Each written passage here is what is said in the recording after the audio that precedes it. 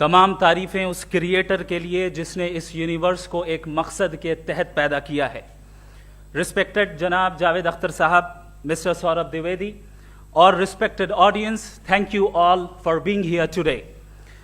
आज की डिबेट में चूंकि हम बात करने वाले हैं डज गॉड एग्जिस्ट के टॉपिक पर, तो ये एक ऐसा टॉपिक है जिसके मुताल्लिक कोई भी डिसीजन लेने के लिए अलग अलग स्टैंडर्ड्स हो सकते हैं। लिहाजा डिबेट के शुरू में ये ज़रूरी है कि हम ये जान लें कि आज के इस टॉपिक में कौन सा स्टैंडर्ड सही होगा और कौन सा गलत होगा। सबसे पहला स्टैंडर्ड जिसे मैं समझता हूं कि हमारे रिस्पेक्टेड जनाब जावेद अख्तर साहब बड़ी तेजी के साथ उसकी तरफ लपकेंगे, वो है साइंस। जबकि साइंस दर हकीकत खुदा के एग्जिस्टेंस को डायरेक्टली साबित करने या उसके एग्जिस्टेंस को डिनाई करने के लिए स्टैंडर्ड नहीं बन सकती। और उसकी वजह क्या है, ये मैं नहीं कह रहा, ये वो लोग कह रहे हैं जो साइंस के एक्सपर्ट्स हैं। नेशनल एकेडमी ऑफ साइंस कहती है science doesn't have the processes to prove और disprove the existence of God. Why? क्योंकि साइंस का ताल्लुक एम्पेरिकल एविडेंस से है और एम्पेरिकल एविडेंसेस का ताल्लुक हमारे नेचुरल और फिजिकल वर्ल्ड से है, जबकि गॉड नॉन फिजिकल और सुपर नेचुरल रियलिटी है। लिहाजा नॉन फिजिकल रियलिटी को आप उस टूल के साथ नहीं चेक कर सकते जिसका काम फिजिकल रियलिटी को तलाश करना है। लिहाजा आज इस डिबेट में गॉड की एग्जिस्टेंस को साबित करने या उसे डिनाई करने में साइंटिफिक एविडेंस को एक्सेप्ट नहीं किया जाएगा। दूसरा स्टैंडर्ड हो सकता है रेविलेशन, कि रेविलेशन के जरिए हम यह साबित करें कि गॉड एग्जिस्ट करता है या नहीं। लेकिन यह स्टैंडर्ड भी आज इररेलेवेंट है। क्यों? क्योंकि रेविलेशन मेरे नजदीक सोर्स ऑफ नॉलेज है, वैलिड सोर्स ऑफ नॉलेज है, लेकिन हमारे जावेद अख्तर साहब के नजदीक यह वैलिड सोर्स ऑफ नॉलेज नहीं है। लिहाजा आज की डिबेट में मैं एक भी एविडेंस किसी भी मजहबी स्क्रिप्चर से नहीं दूंगा ताकि जावेद अख्तर साहब के लिए वो अनएक्सेप्टेबल ना हो। तीसरा जो मेयार हो सकता है वो है ऑब्जर्वेशन, कि भाई कोई कहे कि हमें खुदा दिखाओ, अगर है तो दिखाओ, या ये कि खुदा के एग्जिस्टेंस पर एम्पेरिकल एविडेंस दो, तो ये है दर हकीकत गलत टूल का इस्तेमाल करना। ये ऐसा ही है कि जावेद साहब मुझसे ये मुतालबा करें कि मुफ्ती साहब आप मेटल डिटेक्टर के जरिए प्लास्टिक डिटेक्ट करके दिखाएं। अब चूंकि प्लास्टिक डिटेक्ट नहीं हो पा रही है लिहाजा plastic does not exist. No, you are using the wrong tool. इस टूल से प्लास्टिक को डिटेक्ट नहीं किया जाता।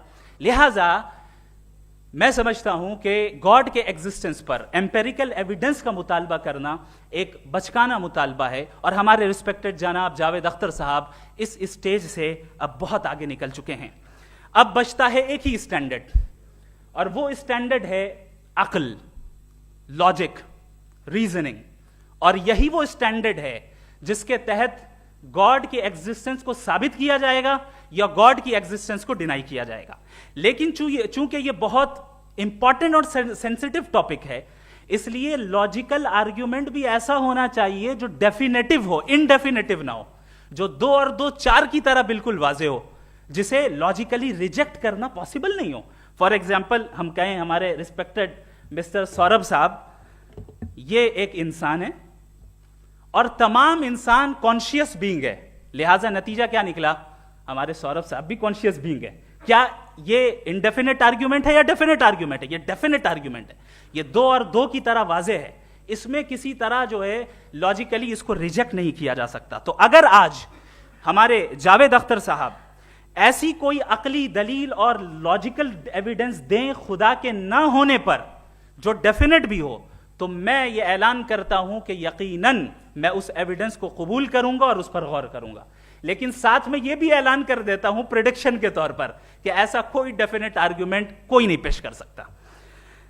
दलील हम देंगे और डेफिनेटिव दलील देंगे, लॉजिकल दलील देंगे, ऐसी दलील देंगे जो एंटायर एथिस्टिक वर्ल्ड उसे रेफ्यूट नहीं कर सकती। चलें अब हम एक एग्जाम्पल सोचते हैं, एक सिनेरियो, सिंपल सिनेरियो, तमाम ऑडियंस से गुजारिश है, हम और आप एक आइसोलेटेड आइलैंड पर हैं, ऐसा आइलैंड जहां पे हमसे पहले कोई कभी नहीं गया।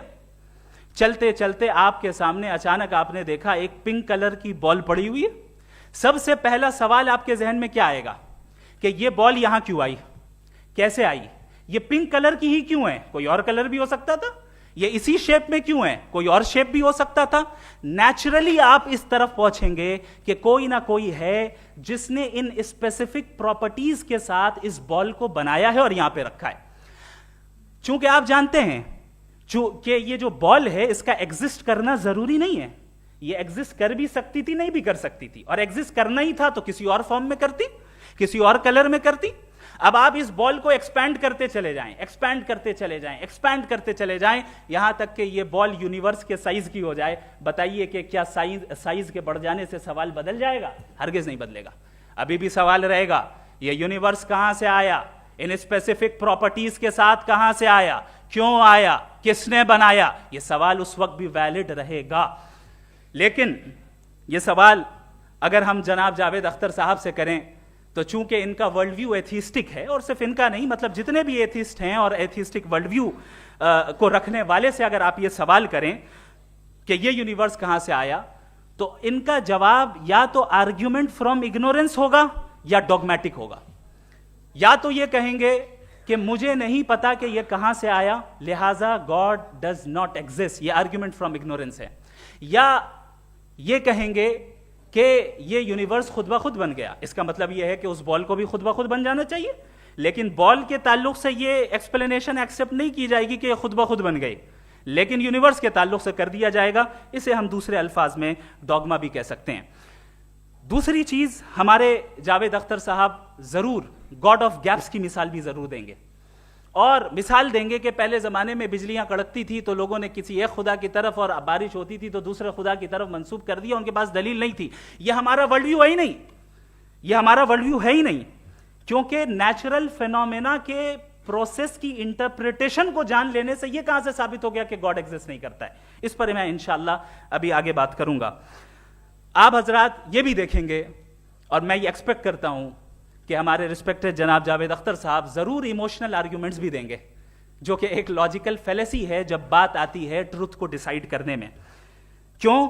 मिसाल के तौर पर वो कहेंगे कि अगर गॉड है तो ईविल क्यों एग्जिस्ट करता है, जबकि मैं कहता हूं ईविल का एग्जिस्ट करना गॉड के एग्जिस्ट करने की दलील है, उसके खिलाफ नहीं है। चूंकि अगर गॉड है तो हम सब उसके सामने अकाउंटेबल हैं, और अगर हम अकाउंटेबल हैं तो अकाउंटेबिलिटी के लिए ईविल का मौजूद होना जरूरी है, उसके बगैर हम अकाउंटेबल नहीं हो सकते। और अगर हम अकाउंटेबल नहीं हैं तो हम जनाब जावेद अख्तर साहब से पूछेंगे कि आप बताएं कि फिर सफरिंग इस दुनिया में क्यों है? अगर खुदा नहीं है तो सफरिंग क्यों है? और उन लोगों के जज्बे का क्या जिनके अंदर सफरिंग के बाद इंतकाम लेने का जज्बा पाया जाता है और वो इस दुनिया से ऐसे ही चले गए, क्या उनकी सारी तकलीफें बेकार चली जाएंगी? अब आ जाएं उसी एग्जाम्पल की तरफ कि बॉल, मुझसे अगर कोई पूछे इस बॉल को किसने बनाया, और या इस एक्सपेंडेड बॉल को किसने बनाया, मैं कहूंगा कि चूंकि ये यूनिवर्स और इस यूनिवर्स की तमाम चीजें कॉन्टिंजेंट हैं। कॉन्टिंजेंट होने का मतलब ये होता है कि जो अपने एग्जिस्टेंस पे किसी के ऊपर डिपेंड करती हो, तो जाहिर है ये यूनिवर्स कॉन्टिंजेंट है। और अगर कोई चीज कॉन्टिंजेंट नहीं है तो मैं रिक्वेस्ट करूंगा कि मुझे दिखा दें कि कौन सी चीज यूनिवर्स में कॉन्टिंजेंट नहीं है, हम भी जरा गौर कर लें और हम भी देख लें।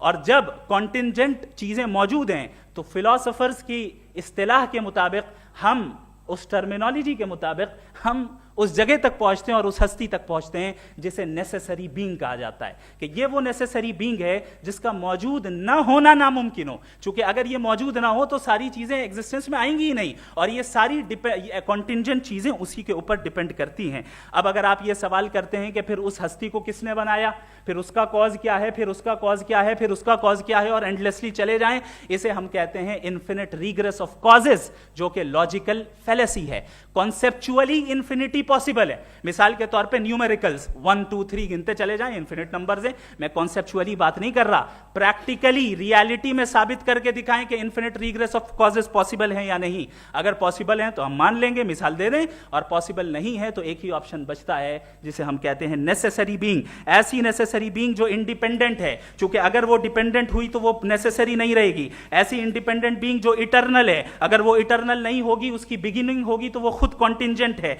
ऐसी बीइंग जो पावरफुल है, क्योंकि कॉन्टिंजेंट को एक्चुअलाइज करने के लिए पावर चाहिए। ऐसी बीइंग जो इंटेलिजेंट है और नॉलेजेबल है, क्योंकि ये यूनिवर्स स्पेसिफिक फॉर्म और स्पेसिफिक लॉज ऑफ नेचर के तहत प्रिसाइजली चल रहा है।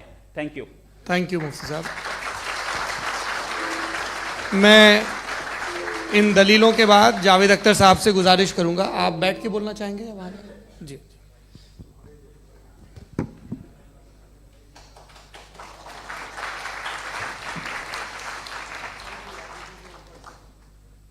पहले तो मैं मुफ्ती साहब को एक अच्छी खबर देना चाहूँगा कि मेरी नॉलेज साइंस के बारे में बड़ी मामूली है, तो आप फिक्र ना करें उसकी, लेकिन कुछ कॉमन सेंस है मुझ में। देखिए, ये खुदा का तस्वुर कोई नया तस्वुर नहीं है, ये सदियों से रहा है। ये कुछ रिलीजन 3000 साल पुराने होंगे, 4000 साल पुराने होंगे, लेकिन इंसान कोई 10,000 12,000 साल से एग्जिस्ट करता है होमोसेपियन की शक्ल में, और हमेशा कुछ ना कुछ मज़हब रहे। ये मज़हब जाहिलों के नहीं थे, ये मज़हब एक ऐसी ग्रीक सोसाइटी के थे जहाँ बड़े बड़े फिलोसफर पैदा हुए। ये मज़हब इजिप्शियंस के थे जिन्होंने पिरामिड्स बनाए थे। ये रोमन्स के थे कि जिनका आर्किटेक्चर और सेनेट यानी पहली बुनियाद डेमोक्रेसी की लिमिटेड थी मगर डेमोक्रेसी थी, ये उन लोगों ने किए थे।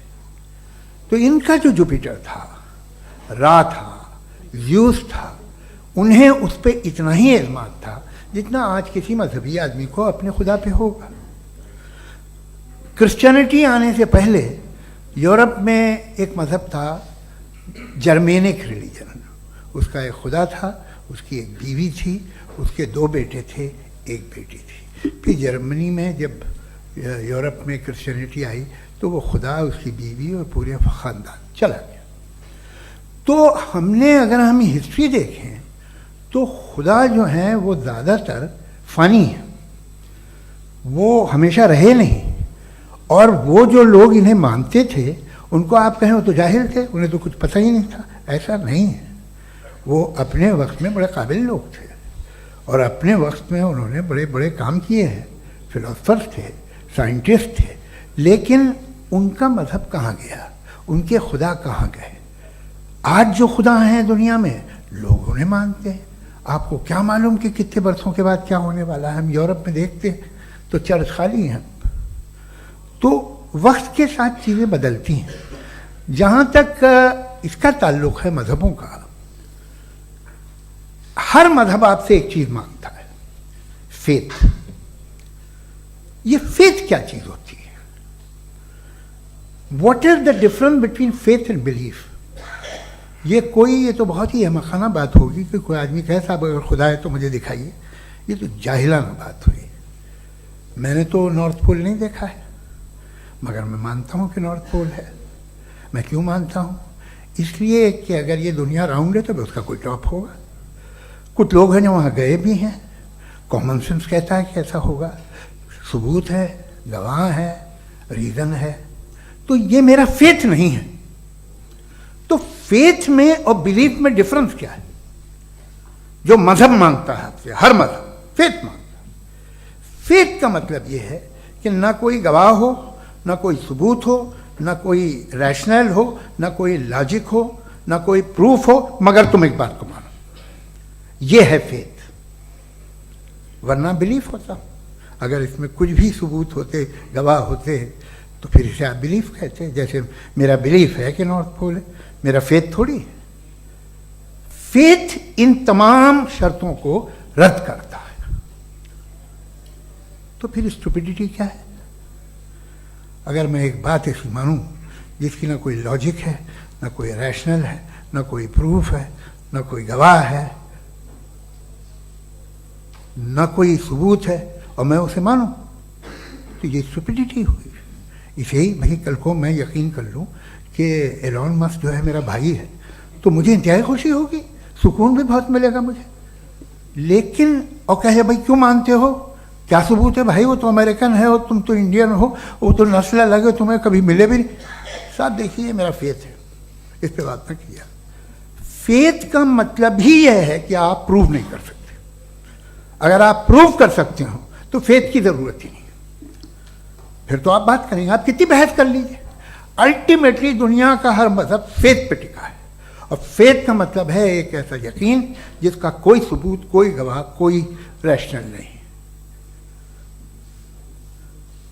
अब आप ये कहें, क्या आप ये क्यों कह रहे हैं कि साहब ये कायनात किसने बनाई? कमाल ये है कि आपने बताया कि एक आइलैंड पे गए और एक बॉल देखी। आपने ये नहीं कहा कि आइलैंड किसने बनाया, आपको सिर्फ बॉल पे हैरत हुई। हमने आइलैंड पे हमने हैरत नहीं की, होते हैं आइलैंड। इसी तरह ये आइलैंड है, सितारे, ये गैलेक्सीज, ये सब आइलैंड हैं, खला में। हम उन्हें टेकन फॉर ग्रांटेड लेते हैं, हम पूछते नहीं किसने बनाए। आपने जजीरे के बारे में भी नहीं पूछा है। मेरी पैदाइश कैसे हुई? क्या मैं प्लान्ड पैदा हुआ था? I was plan to be born, या एक लकी स्पर्म था जो किसी एग से चिपक गया? मेरी पैदाइश रैंडम। और इंसाफ जिसे आप कहते हैं, इंसाफ का तो नेचर से कोई वास्ता ही नहीं। जो आप कहते हैं कि एक दिन इंसाफ मिलेगा, इंसाफ is a human concept, nature में कोई इंसाफ नहीं। अगर शेर हिरन को खा जाता है तो उसे कोई सजा नहीं मिलती। अगर एक आंधी आती है और हरे भरे पेड़ों को उखाड़ के फेंक देती है तो आंधियों की जेल नहीं होती है। नेचर में इंसाफ नहीं, इसलिए मुझे नेचर को इंसाफ की जरूरत भी नहीं। नेचर तमाम एक है। अब हम कहें कि साहब ये देखिए जो मैंने खाना खाया था, ये मेरी आंख तो नहीं यूं कर दिया उसे, तो इसे सजा मिलनी नहीं, वो सिस्टम है, ऐसे ही चल रहा है। नेचर बगैर इंसाफ के है। इंसाफ इज अ ह्यूमन कॉन्सेप्ट। तो जो आपसे कहता है कि मैं तुम्हें इंसाफ दूंगा, वो इंसानी जहन की पैदावार है। ये नेचुरल है ही नहीं, ये आसमानी है ही नहीं। नेचर का तसव्वुर, इंसाफ का तसव्वुर। भाई आप साथ मिलते हैं, अब आप लेफ्ट हैंड ड्राइव करते हैं, ये क्या है?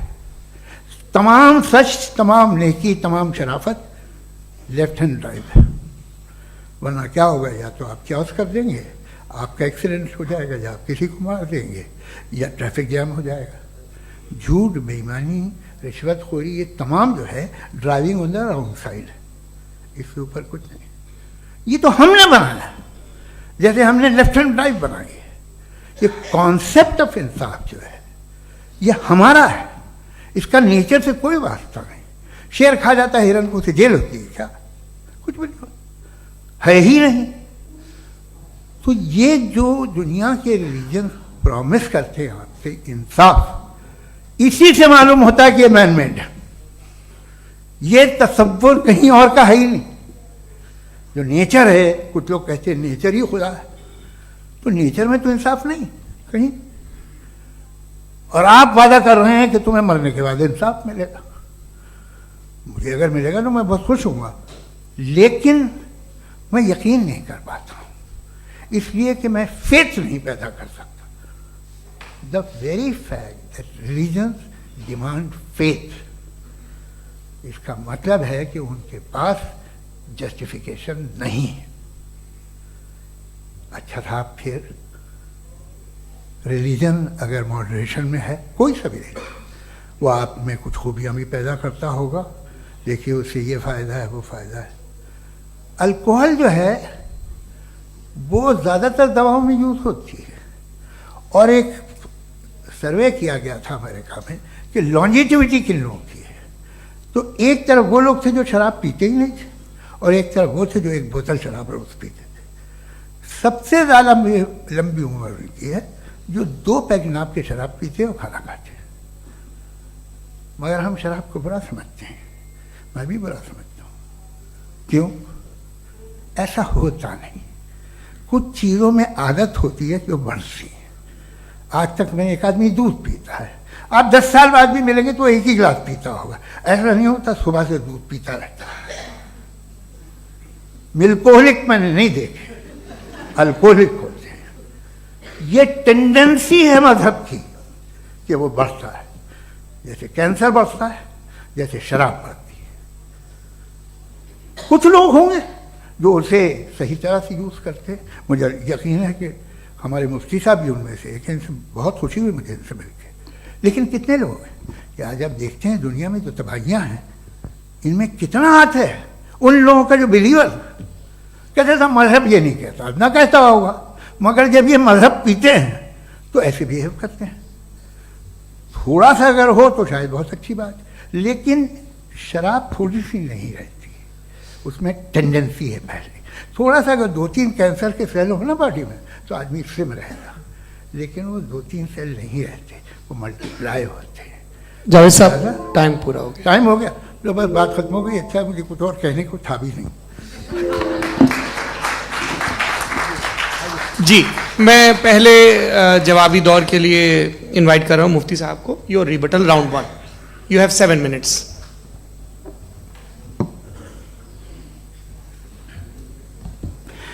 Thank you very much Javed साहब, आपकी बात को सुनकर बड़े महजूज हुए हम लोग। महजूज, do you understand? We enjoyed. Okay, अब थोड़ा सा लॉजिकली उसको हम लोग देखते हैं। दरअसल हम लोगों ने कल गुजारिश की थी मुफ्ती साहब से भी, जावेद साहब से भी, कि हिंदुस्तानी ज़बान आम फहम सबको समझ में आ जाए, और जहां कहीं आप मुश्किल शब्द इस्तेमाल करें वहां बताते भी चलें। Thank you. तो सबसे पहले हमारे रिस्पेक्टेड जावेद साहब ने हवाला दिया कि खुदा फानी है, कितने मजहब आगे चले गए, किसी ने जुपिटर को खुदा माना, किसी ने किसी को माना। मैं कहता हूं जिसने कॉन्टिंजेंट चीज को खुदा माना, गलत माना, वो खुदा ही नहीं, वो खुदा ही नहीं है। हम तो नेसेसरी बीइंग को साबित करने बैठे हैं, वो नेसेसरी कॉज जो इटरनल है, जो अबदी भी है और अजली भी है। हम किसी और को साबित करने नहीं बैठे। दूसरी चीज उन्होंने कहा कि फेथ एंड बिलीफ, ये एक ऐसी डेफिनेशन है फेथ की जो इन्होंने पहली मर्तबा पेश की है, या माफ कीजिएगा इन्होंने पहली मर्तबा पेश नहीं की है, रिचर्ड डॉकिंस ने पहली मर्तबा पेश की है। मुझे मालूम है ये सोर्स कहां से है। एपिस्टेमोलॉजिकली फेथ और बिलीफ का फर्क आप इस तरह नहीं कर सकते सर। फेथ सही भी होता है, गलत भी होता है, बिलीफ सही भी होता है, गलत भी होता है। जो लॉजिक, रीजन और एविडेंस से बैक्ड होगा वो फेथ सही होगा। और आप जिस फेथ की बात कर रहे हैं कि इलॉजिकल है और उसके पीछे नहीं है, तो we are on the same page.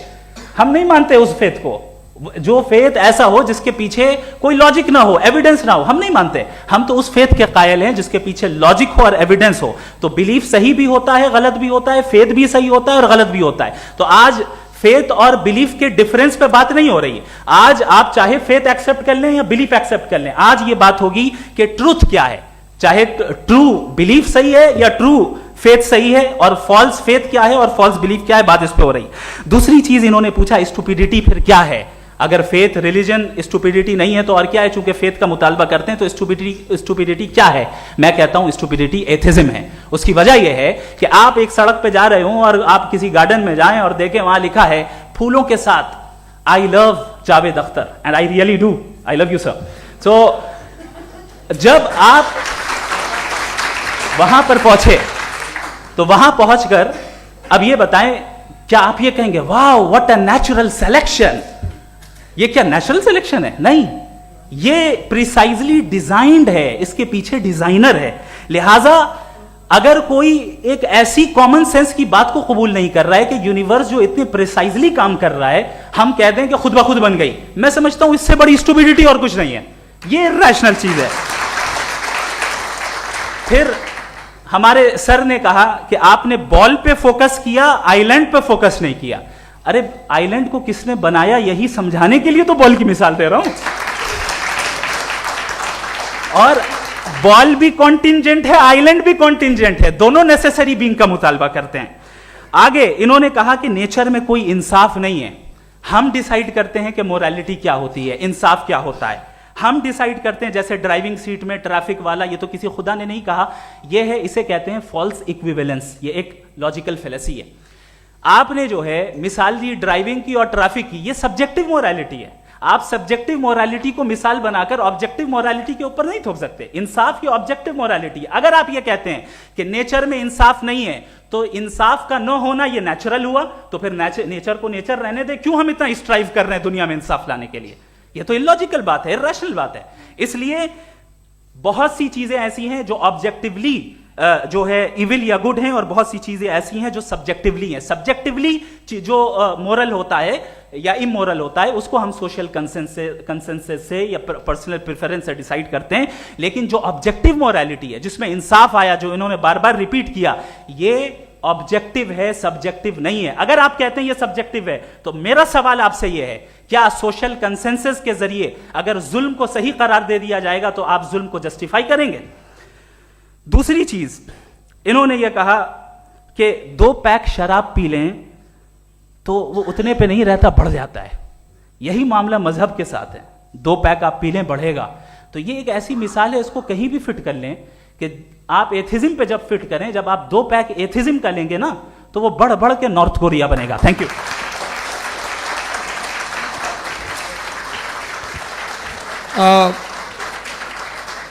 First round के रिबटल के लिए मैं जावेद साहब को इनवाइट कर रहा हूं। आपके पास 7 मिनट का वक्त है, रीसेट कर दीजिएगा प्लीज। मुझे इस बात की खुशी है कि मुफ्ती साहब ने भी मान लिया कि नेचर में कोई इंसाफ नहीं है।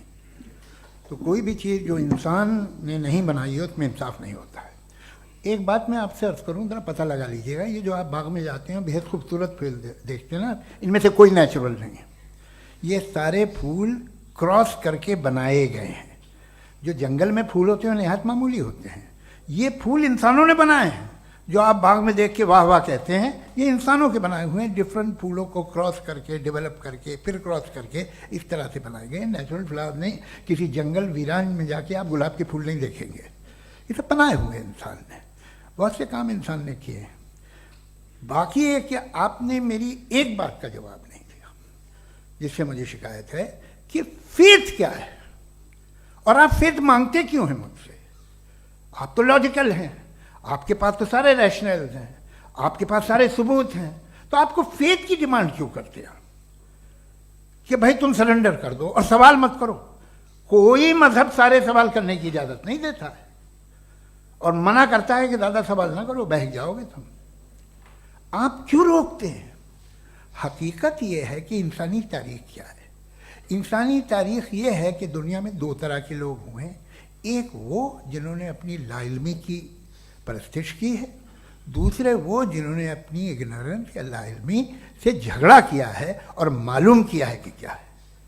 ये जो आप कह रहे हैं, आज आप हैरान हैं कि भाई ये यूनिवर्स कैसे बनी। लोग हैरान थे कि सूरज डूबता है तो इधर से कैसे निकलता है। और आप एक कदम जाके हमेशा का मानने को तैयार है, एक कदम पीछे ही मान जाइए। भाई आप इसके बाद जाते हो, कहते सवाल ना करना कि ये कहाँ से आया, ये पावर तो हमेशा से हमेशा रहेगी। तो आप यूनिवर्स के बारे में मानने में क्या तकलीफ है? एक कदम पहले रुक जाइए। ये हमेशा से थी या नहीं थी, हमें मालूम नहीं है। और ये कहना कि हमें मालूम नहीं है, कमाल ये है कि दुनिया के सारे मजहब सब जानते हैं ये दुनिया कैसे बनी थी, कैसे मिटेगी, मरने के बाद क्या होगा, इनको सब इल्म है। इनको किसी को डायनासोर होते थे पहले ये नहीं पता था, किसी को नहीं पता। किसी भी दुनिया की मजहबी किताब में डायनासोर का जिक्र नहीं है। लेकिन बाकी सब बातें, how to make universe in 4 easy lessons and बाकी सब पता है। जिसको सब पता है वो गड़बड़ है। हम में ये इंकिसार, ये ह्यूमिलिटी होनी चाहिए कि हम ये कहें कि हमें ये बहुत सारी बातें नहीं मालूम, लेकिन हम उनकी परस्तिश ना करें, अपनी लाइल्मी को की परस्तिश ना करें, हम उसे पता लगाने की कोशिश करें। जिस दुनिया में आप बैठे हैं सर, ये हॉल जो है, ये इलेक्ट्रिसिटी जो है, ये माइक जो है, जिस हवाई जहाज से आप आए थे, वो जिस कार से आप यहाँ आए हैं, ये सब उन लोगों की बनाई हुई है जिन्होंने सवाल किए थे। ये दुनिया जिसमें आप आज आराम से हैं, ये उन लोगों की बनाई है कि जिन्होंने सवाल किए थे। और हर स्टेज पे इन सवालों को मकरूह कहा गया था, गलत कहा गया था। आप जरा तारीख पढ़िए, एक बड़ी दिलचस्प किताब है बर्ट्रैंड रसेल की, जिसमें उसने रिलीजन एंड साइंस कि कब से रिलीजन जो है साइंस के अगेंस्ट है। और हद तो यह है कि भाप के इंजन के खिलाफ थे, स्टीम इंजन के भी खिलाफ थे, और फतवे हुए उन पर, वेटिकन ने दिए।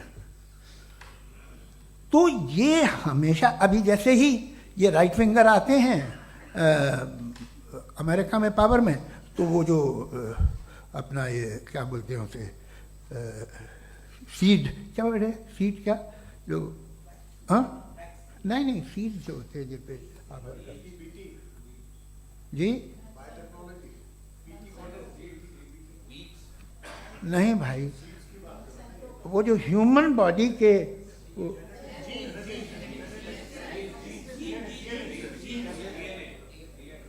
उस पर रिसर्च बंद हो जाती है, रिपब्लिकन नहीं करने देते। अरे भाई इतना डर क्या है तुम्हें? एक ज़माने में बहुत नाराज थे ये सारे मजहबी लोग कि ये इंसान तो इंसान बनाने की कोशिश कर रहा है। आपको क्या तकलीफ भाई, बना ले तो बना लेने दो, ये खौफ क्या है? और ये सब आज जो आप कह कर रहे हैं नामुमकिन है, ये कैसे हुआ? मुझे एक किस्सा याद आता है। जब मैं छठी क्लास में था तो मैं मैथमेटिक्स में बहुत वीक था, तो एक टीचर रख दिया गया, उसने 1 2 3 4 5 6 7 तो सिखा दिया मुझे। वो दिन मैं भूल नहीं सकता हूँ मुफ्ती साहब, जिस दिन उसने ये बताया कि 1/2 क्या होता है और 3/4 क्या होता है, मुझे ऐसा लगा कि मेरा सर बीच से फट जाएगा। यह आदमी कह रहा है कि जो दीवार के अंदर जाओ वॉक करते हुए। आज हंसता हूँ मैं इस बात पे। तो आज जो बातें आपके जहन से बिल्कुल परे हैं और आप हैरान होते हो उन्हें देख के, एक वक्त आएगा कि मामूली लगेंगे। और हुआ है, आपकी इंसानी तारीख ही है। इतनी जल्दी सारे फैसले आप मत कर लीजिए, थोड़ा ये ह्यूमिलिटी रखिए कि भाई ये हमें नहीं मालूम। ये कहने में क्या आ रहा है? ये यूनिवर्स कहाँ तक फैली, ये कब से है और कब तक रहेगी, हमें नहीं मालूम। आपने फैसला कर लिया कब बनी। ये आपके हिसाब से कोई 14 बिलियन ईयर बनी जो समझा जाता है। उससे पहले हजारों करोड़ों अरबों साल तक खुदा बैठा क्या कर रहा था? खामोश बैठा था, ऐसे ही जमाइयाँ ले रहा था। फिर उसे आइडिया है, यार एक काम करते, वक्त अच्छा गुजर जाएगा, यूनिवर्स बनाते। सोचिए, वो तो हमेशा से है ना, मगर यूनिवर्स हमेशा से नहीं है, ये तो बनाई गई है। और उससे पहले क्या था, इनका क्या काम था? कैसी बात है, ये बड़ा आसान है। जो बात हमें आज धीरे धीरे पता चली है, बरसों 2000 और 2500 साल पहले आपको किसी ने बता दिया कि क्या था, आप मान गए, और तब से वही मान रहे हैं जो 2500 साल पहले कहा गया था। सब कुछ बदल गया है, सॉल्व हो रही हैं चीज़ें। अभी साइंस बिल्कुल दावा नहीं करती, या कोई फिलोसफर ये दावा नहीं करता कि हमें सब मालूम, बल्कि वो कहता है कि हमें जितना मालूम होता है उससे ये मालूम होता है कि हमें कितना कम मालूम। तो हम अपनी जहालत से लड़े, उसकी परस्तिश न करें। जी, time. Thank you so much. मैं तर्कों की श्रृंखला में राउंड 2 के लिए मुफ्ती साहब को आमंत्रित कर रहा हूँ। आपके पास एक बार फिर से 7 मिनट का वक्त है। शुक्रिया। जनाब जावेद अख्तर साहब कई मर्तबा दोहरा रहे हैं कि फेथ का मतलब बताइए, फेथ का मतलब बताइए। मैंने बता दिया, फेथ सही भी होता है, गलत भी होता है। और आज हम फेथ पे बात नहीं कर रहे, हम ट्रुथ और डज गॉड एग्जिस्ट पे बात कर रहे हैं। क्या डज गॉड एग्जिस्ट, ये ट्रुथ यानी गॉड है या नहीं है, इसमें से दोनों ट्रुथ क्या है। अब आप उसे फेथ कह लें, बिलीफ कह लें, नॉट माई बिजनेस। उसके बाद आपने कहा कि भाई सवाल करने से मजहब रोकता है। मैं कहता हूं जो रोकता है वो रोकता होगा, मैं नहीं रोकता, बल्कि सवाल करें, सवाल करना चाहिए। सवाल कर करके तो हम आगे बढ़ते हैं, तरक्की करते हैं, और इसीलिए मैं आज यहां पे आया हूं। लेकिन सवाल सिर्फ खुदा से नहीं होगा, आपसे भी होगा। सवाल एथिज्म से भी होगा, सवाल सिर्फ मजहब से नहीं होगा, सबसे होगा। और आज मैं सवाल करूंगा और उम्मीद है कि आप जवाब देंगे। अभी तक आपने वैसे कॉन्टिंजेंसी आर्गुमेंट का कोई जवाब नहीं दिया। चलें, आपने कहा यूनिवर्स के बारे में इटर्नल क्यों नहीं बोल देते। ये चूंकि लॉजिकली पॉसिबल ही नहीं है कि यूनिवर्स इटर्नल हो। यूनिवर्स एक कॉन्टिंजेंट चीज है जो टाइम एंड स्पेस के पाबंद है, टाइम एंड स्पेस से बाउंड है। जो टाइम एंड स्पेस से बाउंड होगा वो कॉन्टिंजेंट होगा, जो कॉन्टिंजेंट होगा वो उसकी बिगिनिंग हुई होगी, जिसकी बिगिनिंग हुई होगी वो इटर्नल नहीं हो सकता। ये तो कॉमन सी बात है। आपने कहा कि किसी मजहबी किताब में डायनासोर का जिक्र नहीं है। अफसोस कि आज तक किसी मैथमेटिक्स के किताब में मुझे डायनासोर का जिक्र नहीं मिला। तो इसका मतलब मैथमेटिक्स की किताब बेकार है? नहीं, उसका वो टॉपिक नहीं है। रेवलेशन का और मजहबी किताबों का टॉपिक ये नहीं है कि आपको आके बताए साइकिल कैसे बनाते हैं, या आकर ये बताएं कि जो है डायनासोर कब था। वो तो मोरालिटी सिखाने आया है, गॉड के बारे में बताने आया, नॉन फिजिकल रियलिटी की हकीकत को सिखाने के लिए आया। रिलीजियन साइंस को रोकता है? नहीं रोकता। अगर रोकता है तो गलत करता है। रिलीजियन साइंटिज्म को रोकता है, जिसमें हमारे जावेद साहब मुब्तला हैं। साइंस और साइंटिज्म में फर्क है। साइंटिज्म यह है कि आप समझें कि साइंस और साइंटिफिक मेथोडोलॉजी ये नॉलेज को हासिल करने का वाहिद सोर्स ऑफ नॉलेज है, यह है साइंटिज्म। हम इसे रिजेक्ट करते हैं। हम साइंस को तो तरक्की करते हैं, भाई आप हमारी पूरी तारीख कर लें, पढ़ लें तो आपको पता चल जाएगा। बहरहाल ये अलग टॉपिक है। उसके बाद इन्होंने एक लफ्ज कहा, वेटिकन ने फतवा दिया। वेटिकन का फतवे से कोई ताल्लुक नहीं है, दोनों कॉन्ट्राडिक्टरी अल्फाज हैं। उसके बाद उन्होंने कहा कि भाई हमें नहीं मालूम। अगर नहीं मालूम तो क्लियरली कह देना कि नहीं मालूम है, इसमें क्या हरज है? तो वही तो मैं कह रहा हूं ना कि आप कह दें कि नहीं मालूम, लेकिन क्लेम क्यों कर रहे हैं कि गॉड एग्जिस्ट नहीं कर रहा है? आप कह दें नहीं मालूम है, हो सकता है हो सकता ना हो, लेकिन आप क्लेम कर रहे हैं। The moment you say God does not exist, this is a claim, and now the burden of proof is upon you too, जैसे हमारे ऊपर है। और क्यों है मैं बताता हूं, क्यों है ये भी मैं बताता हूं। फिलोसॉफिकली जो क्लेम होता है ना, सिर्फ ये नहीं होता कि इंसान कहे पॉजिटिव क्लेम करे और नेगेटिव क्लेम करे तो बर्डन ऑफ प्रूफ नहीं है। आप मिसाल के तौर पे मैं कहूं कि फुला उस कमरे में कोई नहीं है, मैंने एक नॉलेज का क्लेम किया है। उस कमरे में कोई नहीं है, मैंने एक नॉलेज का क्लेम किया। या तो मैं कहूं मुझे नहीं पता, हो भी सकता है नहीं भी हो सकता है, this is not a claim. लेकिन जब मैं कह रहा हूं कि वहां कोई नहीं है, या मैं कह रहा हूं वहां कोई है, दोनों क्लेम है और दोनों के ऊपर बर्डन ऑफ प्रूफ है। हमारे ऊपर भी बर्डन ऑफ प्रूफ है, मैंने कंटिजेंसी आर्ग्यूमेंट दिया, इसे तोड़कर दिखाइए। आखिरी चीज, इन्होंने कहा कि खुदा दुनिया बनाने से पहले 150 साल पहले या करोड़ों साल पहले क्या कर रहा था। अरे हजरत, चलें बहरहाल मैं जवाब दे देता हूं। आप हमारे रिस्पेक्टेड पर्सनालिटी हैं, अगर आप नहीं होते तो मैं इसे एंटरटेन ही नहीं करता। टाइम, ये 100 साल पहले या 100 साल बाद, पहले बाद में अभी, ये वो अल्फाज हैं जिनका ताल्लुक टाइम से है।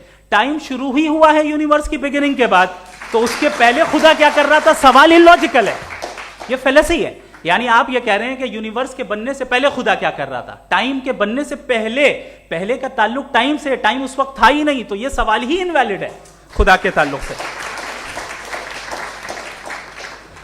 दूसरी चीज, आर्ग्यूमेंट ऑफ कंटिजेंसी जो मैंने आपके सामने पेश की है, आपने बार बार ये प्रूफ किया और ये कह रहे हैं कि गॉड ऑफ गैप्स। देखिए, पहले नहीं मालूम था, साइंस ने कर दिया। सिंपल्स की मिसाल से मैं समझा देता हूं।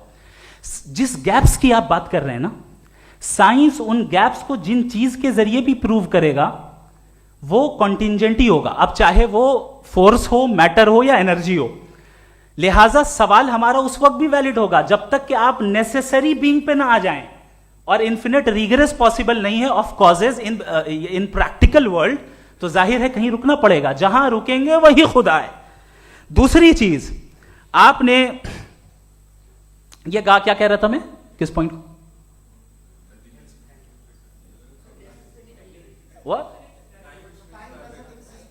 Oh no, after that. Just now.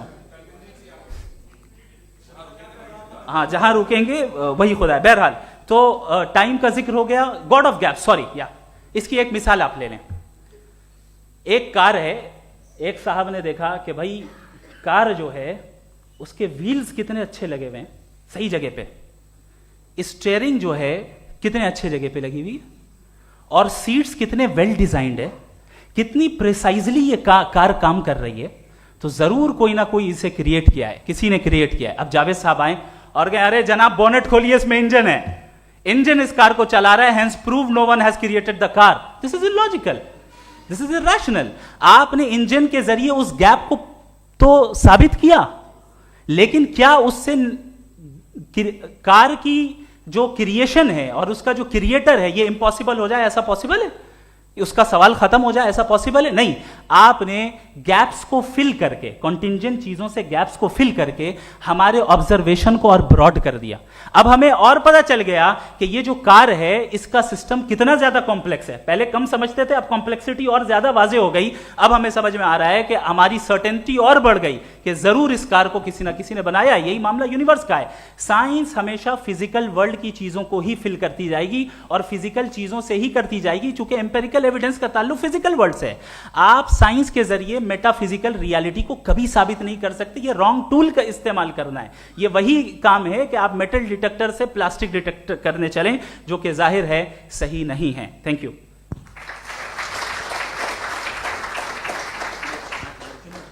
जी, ये आर्ग्यूमेंट का राउंड 2 है। हाँ। 7 मिनट है। पहले तो मैं आपसे अर्ज करूं कि आपने कहा कि जब कायनात ही नहीं थी तो वक्त भी नहीं था, कुछ भी नहीं था। कैसे नहीं था? खुदा था। एक एग्जिस्टेंस तो था ना खुदा का। तो जब खुदा था तो वक्त भी होगा। ऐसा नहीं कि कुछ भी नहीं था, खुदा था। अच्छा, बाकी एक आपने कहा साहब आप साबित कीजिए, आपके पास भी लॉजिक है, मेरे पास भी लॉजिक है। आप मेरा जिम्मेदारी नहीं है साबित करना कि खुदा है। बर्टन रसल ने बड़ी अच्छी बात कही। बर्टन रसल ने बड़ी अच्छी बात कही। मैं आपसे अगर ये दावा करूं कि एक चाय की केतली मरीख के चारों तरफ घूम रही है, मार्स के चारों तरफ, तो यह आपका काम नहीं है कि आप साबित करें कि कोई चाय की केतली नहीं है। ये मेरा काम है, मैंने दावा किया है। ये दावा तो मजहबी लोग करते हैं कि खुदा है। मैं क्यों साबित करूं कि नहीं है? जब तक आप मुझे कन्विंस नहीं कर देंगे मैं नहीं मानूंगा। आपकी जिम्मेदारी है, मेरी जिम्मेदारी नहीं है। दोयम ये कि ये जो आप कह रहे हैं, जो गैप्स हैं, ये गैप जब जब किसी मजहब को चैलेंज करते हैं, जब ऐसा कोई बात आती है तो हंगामा हो जाता है कि जब वो चैलेंज करें किसी फेथ को। ये तमाम साइंस जो है इसे मुख्तलिफ जगहों पे मुख्तलिफ वक्तों में मजहब ने रोकने की कोशिश की है। ये किताब है religion and science, Burton Russell की, पढ़िएगा, अच्छी लगेगी आपको। तारीख ही है साइंस, मजहब की साइंस से उसका यही रिश्ता है। अच्छा, अब ये हम सोचें कि बहरहाल ये वजूद जो है मजहब और ये बिलीव इन गॉड इंसान को बेहतर बना देता है। तो एक काम कीजिए, हिंदुस्तान वर्ल्ड का नक्शा लीजिए और मार्क कीजिए कि रिलीजन कहाँ कहाँ ज़्यादा है, कहाँ कहाँ, चाहे वो लैटिन अमेरिका हो या मिडल ईस्ट हो या फार ईस्ट हो या हिंदुस्तान के वो इलाके जहाँ मजहबियत ज़्यादा है। रख दीजिए नक्शा अलग। अब दूसरा नक्शा कि कहाँ कहाँ नाइंसाफ़ी, रिप्रेशन, औरतों के हुकूक की पामाली, जुल्म, डिक्टेटरशिप कहाँ है, नक्शा एक ही होगा। तो आप मुझे बताएं कि जो इसका तरकीब इस्तेमाल क्या है। खुदा का तरकीब इस्तेमाल तो बताइए। आप छोटी सी दवा सड़क पे बेचते हैं, उसकी भी तरकीब इस्तेमाल बताते हैं। इसके इस्तेमाल से तो फ़ायदे नहीं हुआ किसी को। जो सारे के सारे खराब मुल्क हैं, खराब समाज है, वो सारे जुल्म खुदा के नाम पे करते हैं। वो गलत करते हैं, सही करते हैं, मुझे क्या लेना देना उससे। इस्तेमाल से मालूम होता ना। एक विस्की की बोतल कभी शायद देखी हो आपने, लाल रंग की होती है, उस पर रोशनी और छपड़ा इंतहाई खूबसूरत लगती है, क्या बिगाड़ रही है किसी का? उसका इस्तेमाल गलत है, इसलिए आप उसे नापसंद करते हैं। इसका इस्तेमाल गलत है, इस तसव्वुर का इस्तेमाल ही गलत है और हमेशा से गलत हुआ है। आप देख लीजिए, इंसानी तारीख देख लीजिए, आज देख लीजिए, हिंदुस्तान देखिए, दुनिया देख लीजिए, क्या हो रहा है। इसे कैसे इस्तेमाल कर रहे हैं फेथ वाले लोग?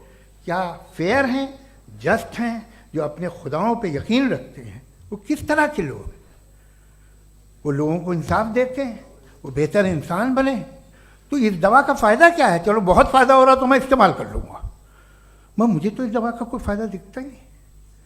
मुझे तो ऐसा लगता, मैं एक और बात बताऊं, अगर कोई आदमी मजहबी है और अच्छा आदमी है तो मैं उसकी बहुत इज्जत करता हूँ, इसलिए कि मेरा ख्याल है मजहबी आदमी का अच्छा होना मुझसे अच्छा होने से ज़्यादा मुश्किल है। भाई हर चीज़ की एक लिमिट है। आप इतना भाग सकते हैं, इतना नहीं भाग सकते, इतना वजन उठा सकते, इतना नहीं उठा सकते, इतना दूर देख सकते हैं, इतना दूर नहीं देख सकते। उसी तरह कॉमन सेंस कहता है कि आप में नेकी का भी एक कोटा होगा। अब आप अगर सुबह जाते हैं अपनी इबादत गाह और इबादत करते हैं तो बाहर निकलते हैं तो आप तो यही महसूस करते हैं कि आपने एक बहुत अच्छा काम किया, आपकी नेकी का एक बहुत बड़ा कोटा खर्च हो गया जिससे किसी का कोई फ़ायदा नहीं होगा। मैं तो नहीं जाता हूँ, तो मुझे तो किसी को खाना खिलाना पड़ेगा, किसी बेवा की मदद करनी पड़ेगी। मैं अपना कोटा कैसे कंज्यूम करूँ? आप अपना कोटा सारे मजहबी लोग इंतहाई यूजलेस कामों में यूज करते हैं। उसके बाद भी अगर आप में बच्ची है थोड़ी सी शराफत, तो भाई वाह, क्या बात।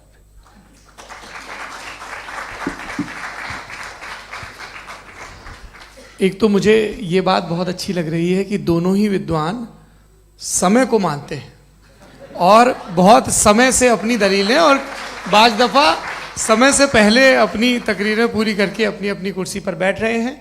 ये इस आर्ग्यूमेंट का राउंड 2 पूरा हुआ। अब रिबटल का राउंड 2 है और उसके बाद क्रॉस एग्जामिनेशन होगा। नहीं, आपका आर्ग्यूमेंट हो गया सर। हमारे यहाँ स्कूल के सिलेबस में पंच परमेश्वर कहानी पढ़ाई जाती है, प्रेमचंद जी की लिखी हुई। आप निश्चिंत रहिए, आपके कोई राउंड में मिस नहीं होने दूंगा। रिबटल का राउंड 2, मुफ्ती शमाइल नदवी साहब।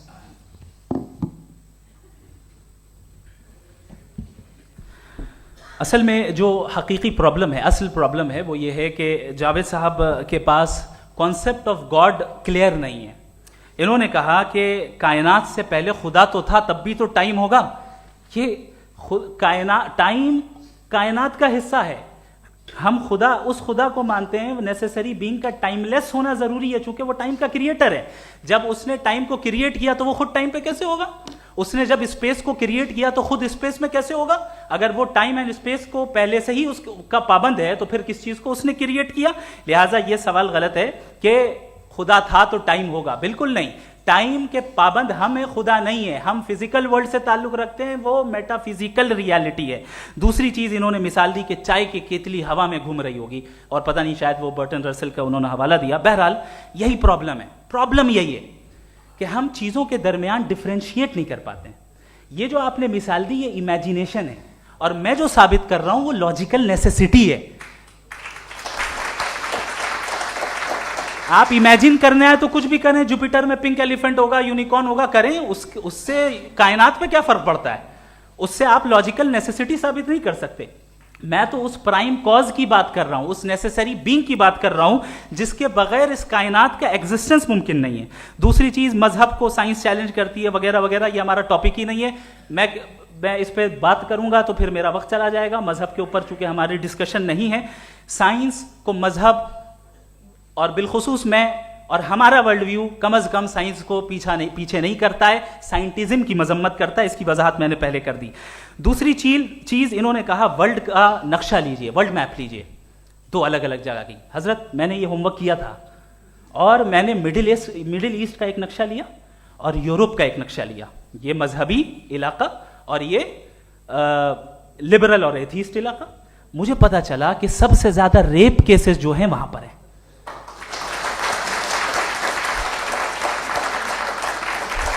मुझे ये पता चला यूएन की रिपोर्ट के मुताबिक, मैं ये अपने घर से नहीं लेके आ रहा, कि जो वर्किंग वुमेन है यूरोपियन कंट्रीज में, उसमें 81% वुमेन सेक्सुअल हैरेसमेंट का वर्क में शुमार हो रही है। ये मिडिल ईस्ट में नहीं हो रहा है, वो मजहबी लोग हैं इसलिए नहीं हो रहा है।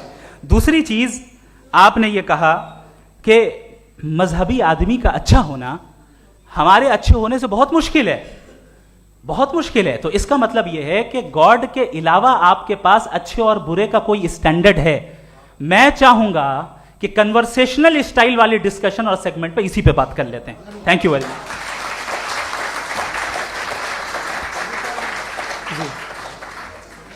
ये रिबटल का राउंड 2 है, आपके पास 5 मिनट का वक्त है और इसके बाद क्रॉस एग्जामिनेशन शुरू करेंगे। आप चाहें तो जो इन्होंने सवाल पूछे उनके जवाब आप रिबटल में भी दे सकते हैं। जी जी, देखिए, पहले तो ये बात कि ये मिसाल गलत है। इन्होंने पहले ही हमको डिसार्म कर दिया। कह लिया अकल से मामला सॉल्व नहीं हो सकता, लॉजिक से आप पहुंच नहीं सकते। ये एक मेटाफिजिकल चीज़ है। मेटाफिजिकल अजीब सा लफ्ज़ है, ठीक से किसी को माने नहीं मालूम इसके, तो ऐसा लगता है कुछ बड़ी चीज़ है। अरे भाई, क्या होता है मेटाफिजिकल, बताओ, खड़ी हो। ये एक लफ्ज़ है जो कहीं भी इस्तेमाल हो जाता है।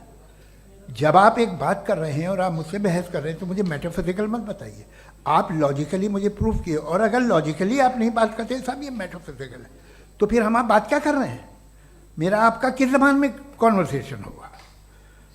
और ये कहना कि वक्त पहले नहीं था, तो फिर क्यों कहते हैं ये हमेशा से और हमेशा रहेगा?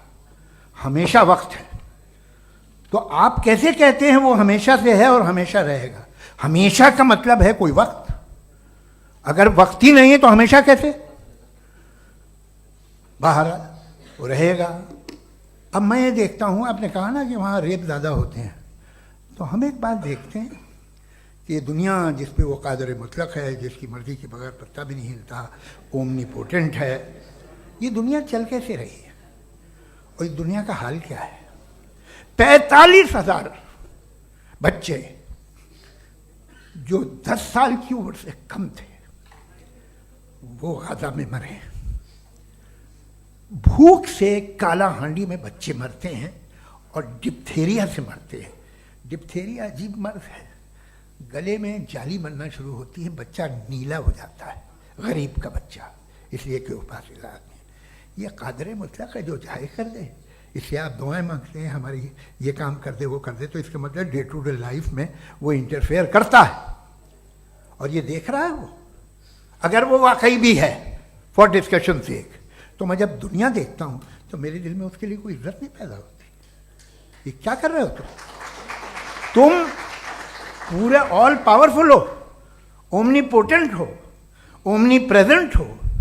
तुम तो वहाँ गाजा में रहे होगे ना, तुम हर जगह हो। तुम देख रहे थे कि बच्चे की कैसे धज्जियाँ उड़ रही, तुम देख रहे थे और तुम चाहते हो मैं तुम्हारी परस्तिश करूँगा, तुम हो भी। अरे यार, इससे अच्छे तो हमारे चीफ प्राइम मिनिस्टर हैं, कुछ तो ख्याल करते हैं। कमाल है, आप किसकी इबादत कर रहे हैं? अगर वो है भी, ये दुनिया नाइंसाफी से, जुल्म से, जबर से, तशद्दुद से भरी हुई। और आप ये मत कहिएगा कि वो देख रहा है और वो बताएगा एक दिन। अगर वो देख रहा है और इंटरफेयर नहीं करता तो आप दुआ क्यों मांगते? आप कहते हैं मेरा ये काम करा दे, इसके मतलब है वो दखल दे सकता है, वो आपको नौकरी दिलवा सकता है, भले दूसरे आदमी को ना मिले, मगर आपका काम कर देगा चूंकि आपने दुआ मांगी है। तो जब वो आपको नौकरी दिला सकता है, लड़की की शादी कर सकता है, बेटे को ग्रीन कार्ड दिलवा सकता है, तो कम से कम ये जो मर रहे हैं बच्चे, इनको रोक दे, कुछ तो करे। मुझे तो दुनिया में, इस दुनिया का कोई मालिक है, इसका ओमनीपोटेंट कोई रूलर है, और ये दुनिया ऐसी चल रही है। मैं तो चाहूँगा कि भाई ना हो, अगर हो तो बड़ी शर्मिंदगी की बात है। शुक्रिया।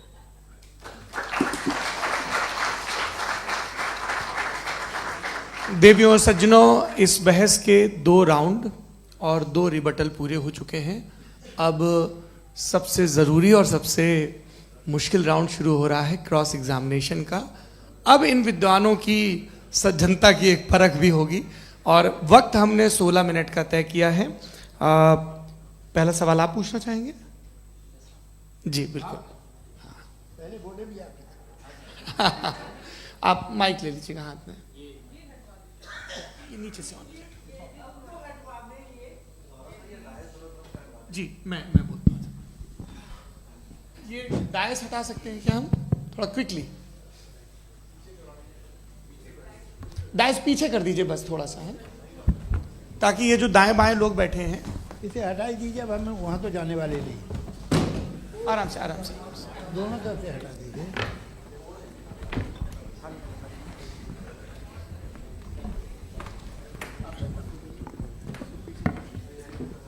इस बीच आप लोग भी अपने अपने सवाल तैयार कर लें।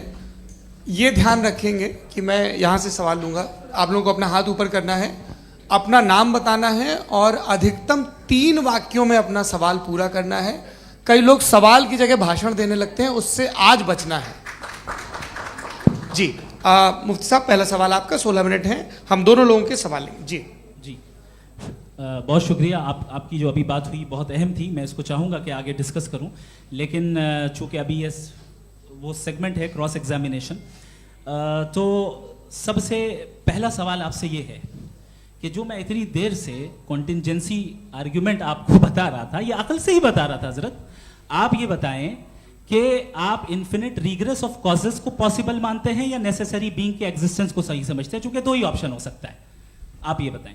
देखिए, आपको मैं ईमानदारी से बात करूं, एक तो मैं कॉन्टिजेंसी वर्ड ठीक से समझता नहीं, और इस वक्त भी जो आपने अंग्रेज़ी के अल्फाज इस्तेमाल किए वो ज़रा थोड़े से मुझे डिफ़िकल्ट और कॉम्प्लिकेटेड लगे, तो आप ज़रा सिंपल ज़बान में सवाल कर सकते हैं? बिल्कुल कर सकता हूँ। जी। यूनिवर्स की हर चीज कॉन्टिंजेंट होने का मतलब यह है कि वो अपने एग्जिस्टेंस में किसी के ऊपर डिपेंडेंट है।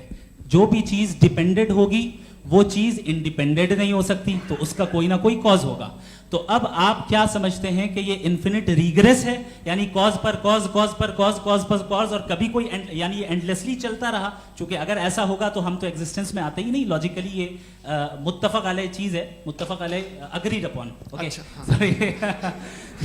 इस पे हमने एग्री किया था कि मुश्किल शब्द आएगा तो अर्थ बताना पड़ेगा। तो इन्फिनिट रीग्रेस तो पॉसिबल नहीं है, तो कहीं ना कहीं आपको रुकना पड़ेगा ऐसे नेसेसरी बीइंग पर। नहीं, कोई ज़रूरत नहीं रुकने की। किसने कहा आप रुकना पड़ेगा? आप रुकते हैं खुदा पे, आप नहीं रुकते। आप कहते हैं वो हमेशा से, जब उस वक्त से है जब वक्त नहीं था। आप कहाँ रुकते हैं कि अब हुआ था वो? आप नहीं कहते। हम क्यों नहीं मान सकते कि यूनिवर्स जो है और बल्कि मल्टीवर्सेस जो है वो हमेशा से हैं, वो बनती है, बिगड़ती है। एक हमारे यहाँ एक चीज़ है ब्लैक होल, वो समेट लेता है वापस, फिर ब्लास्ट होता है, फिर फैल जाता है। और इसमें हमारी तो खैर कोई औकात ही नहीं है इंसान की। एक छोटे से ज़र्रे पे हम 50-60 साल की उम्र रखते हैं, जो करोड़ों अरबों साल की कायनात है उसमें, और पैदा भी नहायत ही बेहुदा वजह से हुए थे। तो इसमें ये सोचना कि इसकी वजूहात और ये क्यों है, ये डिपेंडेंट है, ये हम देख रहे हैं।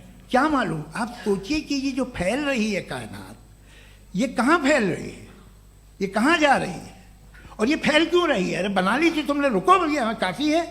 ये फैल क्यों रही है?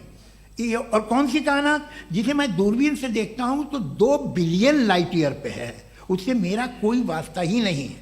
2 बिलियन ईयर यानी अगर मैं 80,000 माइल्स पर सेकेंड से चलूं तो 20 करोड़ साल में वहां पहुंच जाऊंगा। इसकी जरूरत क्या थी? ये दुनिया, ये कायनात तो इंसान अशरफुल मखलूकात के लिए बनाई गई ना। तो ये सब ये टर्म समझ में नहीं आया। इसमें कोई खास समझने वाली बात थी भी नहीं। ये जो अल्टीमेट कहा यह जाता है कि ये जो पूरी यूनिवर्स है, ये जो दुनिया है, ये इंसान के लिए बनाई गई। अच्छा, ये सब इंसान के लिए। क्यों साहब? सही है ना?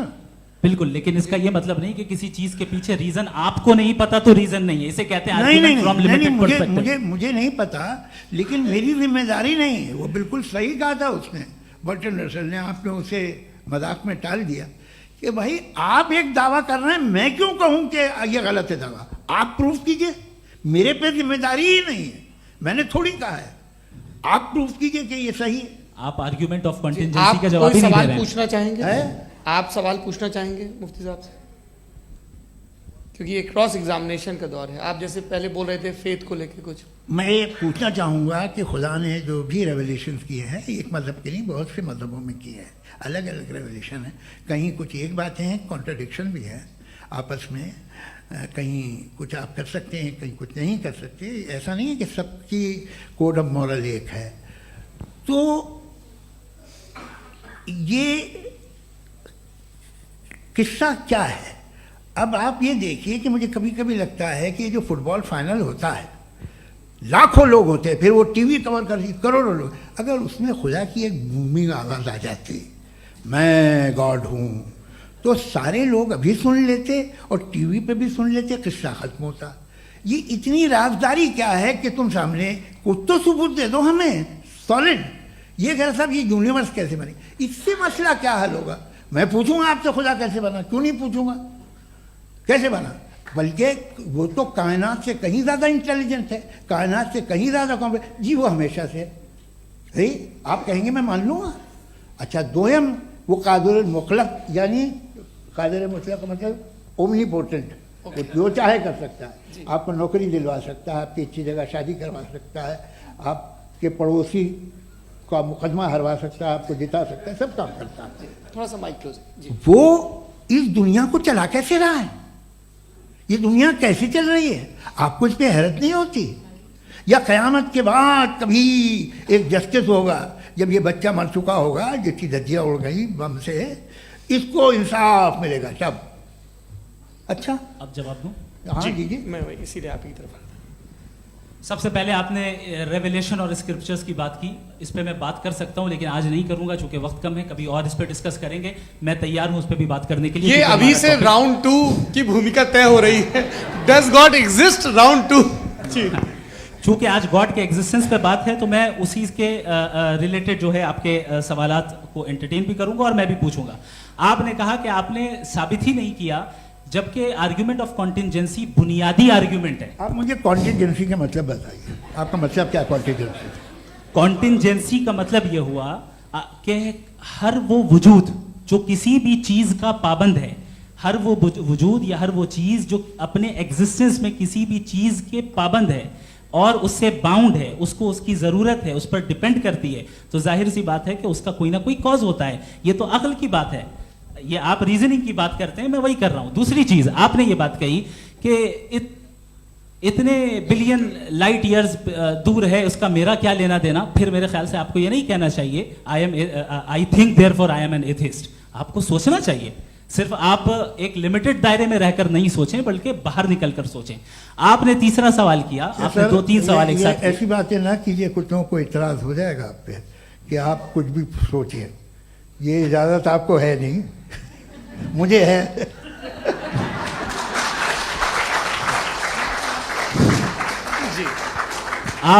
आपने प्रॉब्लम ऑफ इविल के ताल्लुक से सवाल किया और बार बार आप एक लफ्ज रिपीट कर रहे हैं कि ओमनीपोटेंट गॉड है, ऑल पावरफुल गॉड है।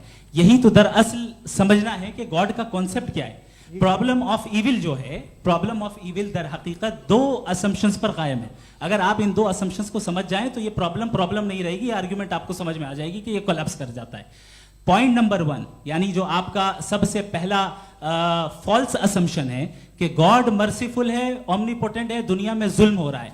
लेकिन आपको यह समझना चाहिए कि हमारे वर्ल्ड व्यू के मुताबिक गॉड सिर्फ ओमनीपोटेंट और सिर्फ मर्सीफुल नहीं है, बल्कि वो ऑल वाइज भी है और वो ऑल नोइंग भी है। उसके हर काम के पीछे हिकमत और विजडम है। ये कोई जरूरी नहीं है कि वो हिकमत और विजडम आपको समझ में आए या मुझे समझ में आए।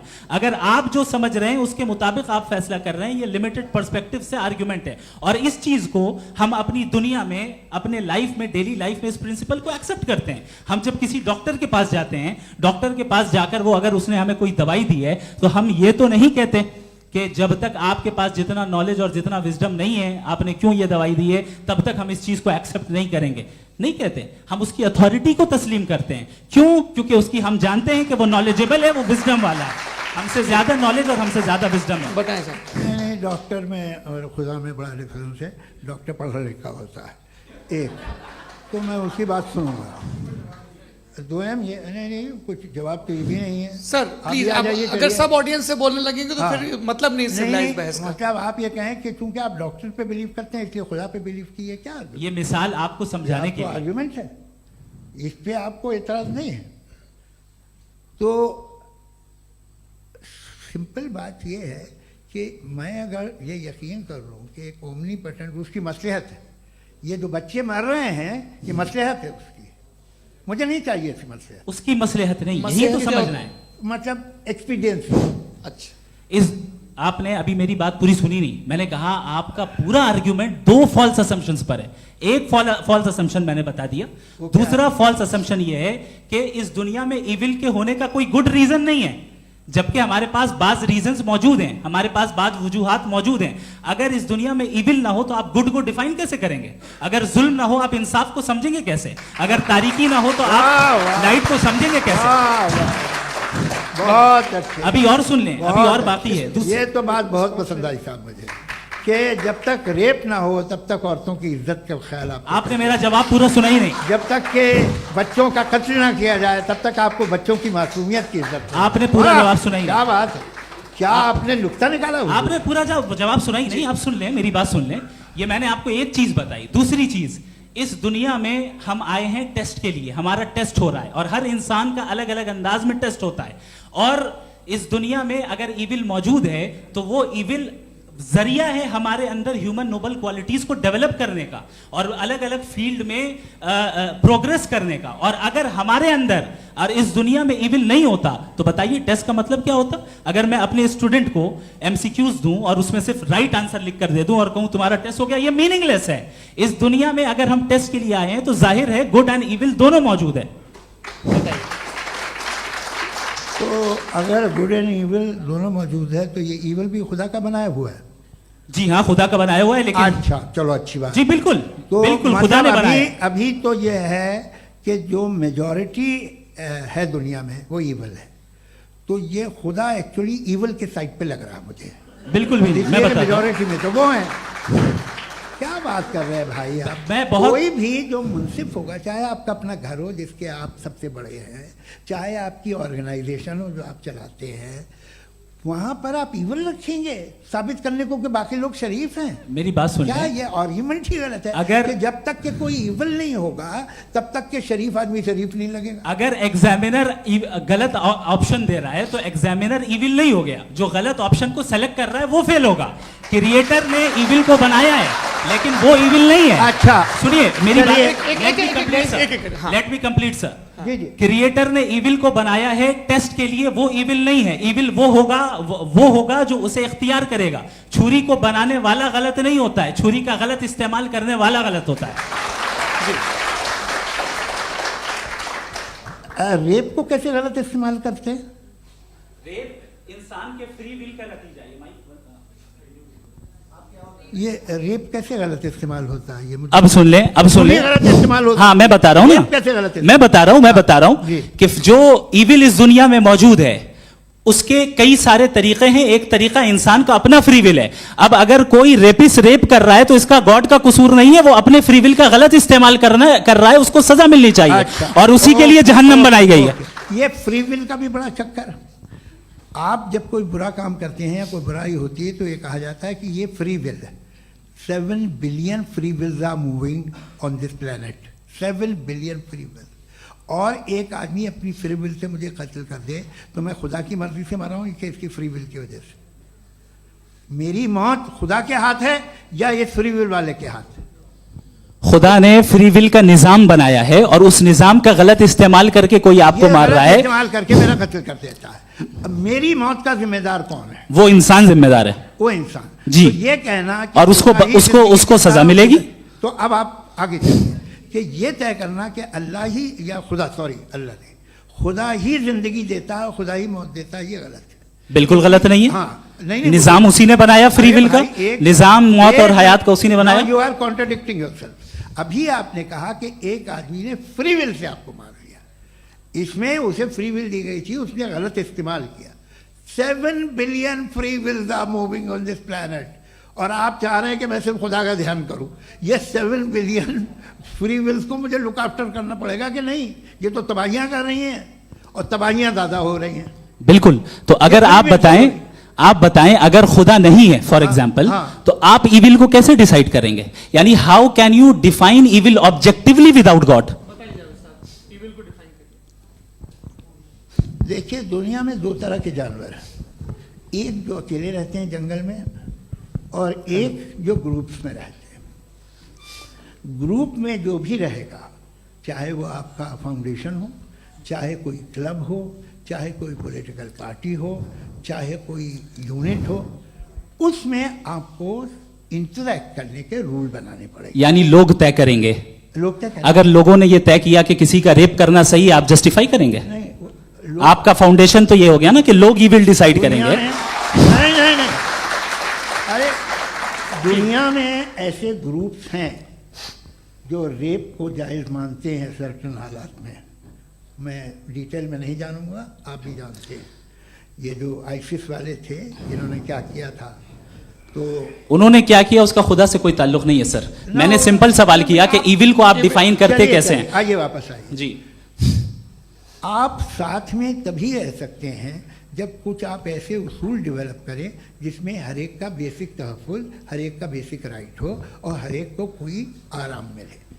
यही तरीक़ा है किसी भी ऑर्गेनाइजेशन जिसमें एक से ज़्यादा लोग हैं और वो ऐसे चलती है ज़िंदगी। उसमें अगर आप गड़बड़ करेंगे तो तबाही होगी, नुकसान होगा, बर्बादियाँ आएंगी। और अगर उसमें आप घर ले लीजिए ना, एक हस्बैंड है, एक वाइफ है, बच्चे हैं, वालदा भी हैं, 2 बहनें भी हैं, एक भाई भी है। अब इसमें कोई निज़ाम आपको चाहिए साथ में रहने का। और एक दूसरे पे भरोसा रहे, एक दूसरे के बहीख्वाह हों, एक दूसरे की मदद करें, ऐसी जिंदगी। सर आपकी बात आ गई, आप ये कह रहे हैं कि लोग डिसाइड करेंगे क्या सही है क्या गलत है, यही है मेजॉरिटी डिसाइड करेगी क्या सही है क्या गलत है? अरे भाई बिल्कुल।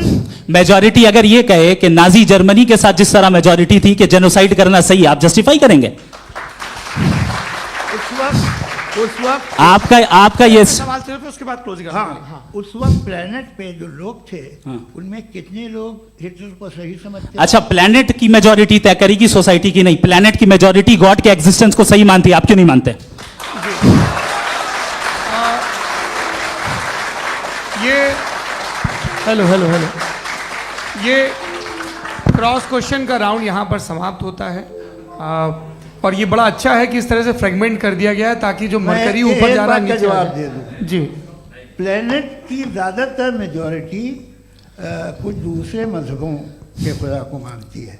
आप उन्हें क्यों नहीं, आप तो मेजोरिटी की बात कर रहे हैं। अच्छा, ये क्लोजिंग आप ये कह रहे हैं इविल और गुड को डिसाइड मेजोरिटी करेगी, मेजोरिटी जो कर दे वो सही हो जाएगा। क्लोजिंग इसको जैसा आप ही लोगों ने तय किया है उसी फॉर्मेट को फॉलो कर लेते हैं। हाँ भाई, मैंने तो भले लोगों पे एतबार किया और तब मॉडरेशन तय किया जी। आपके पास 5 मिनट का वक्त है, क्लोजिंग आर्ग्यूमेंट है, उसके बाद हम ऑडियंस से क्वेश्चन आंसर लेंगे जावेद साहब की क्लोजिंग आर्ग्यूमेंट के बाद। ओके, बहुत शुक्रिया जी। हमारा जो टॉपिक है डज गॉड एग्जिस्ट, मैं इस पे इतने एकेडमिक तैयारी करके आया था, मुझे था कि मैंने सोचा था कि कई सारे मैं आर्ग्यूमेंट्स दूंगा, लेकिन वक्त की भी किल्लत और जावेद साहब बार बार इधर उधर चले जा रहे थे तो उसको भी थोड़ा एंटरटेन करना पड़ गया।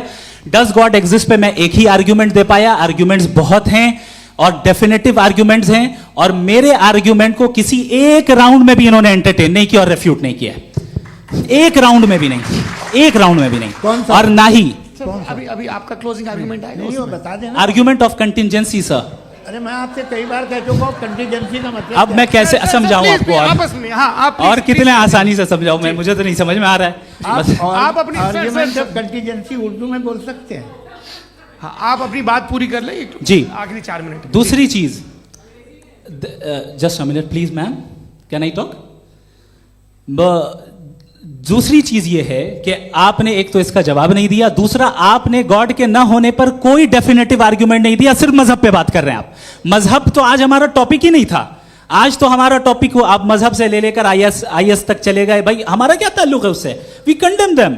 और उसका गॉड से क्या ताल्लुक है? अगर कोई गलत काम कर रहा है, किसी ने किसी को कत्ल किया, किसी ने किसी का रेप किया, उसको सजा मिलनी चाहिए। और आपके पास कोई भी rational strong foundation of morality नहीं है।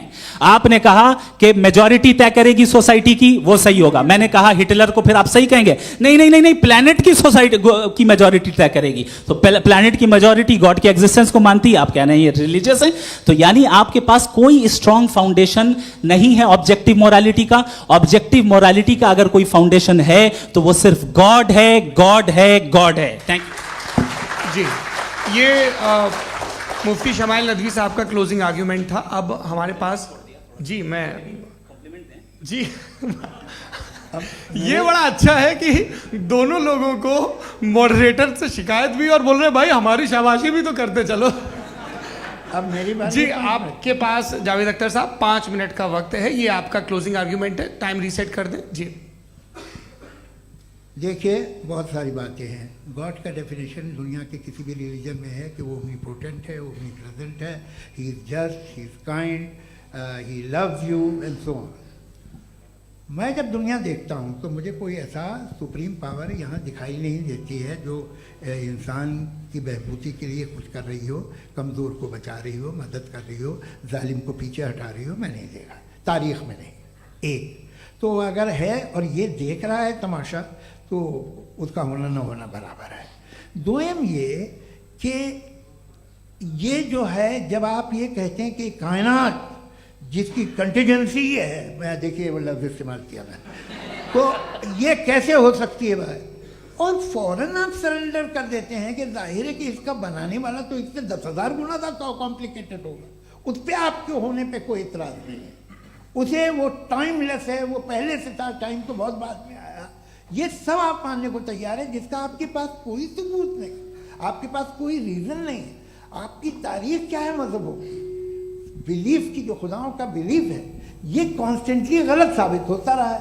मतलब आप कहें कि अरिस्टोटल के ज़माने में तो सब जाहिल थे, वो भी इतने ही यकीन से खुदा पे यकीन रखते थे, जो अब नहीं रहा, ये भी नहीं रहेगा, आप लिख लीजिए। और इसके आसार आपको दुनिया में दिखाई देना शुरू हो चुके हैं।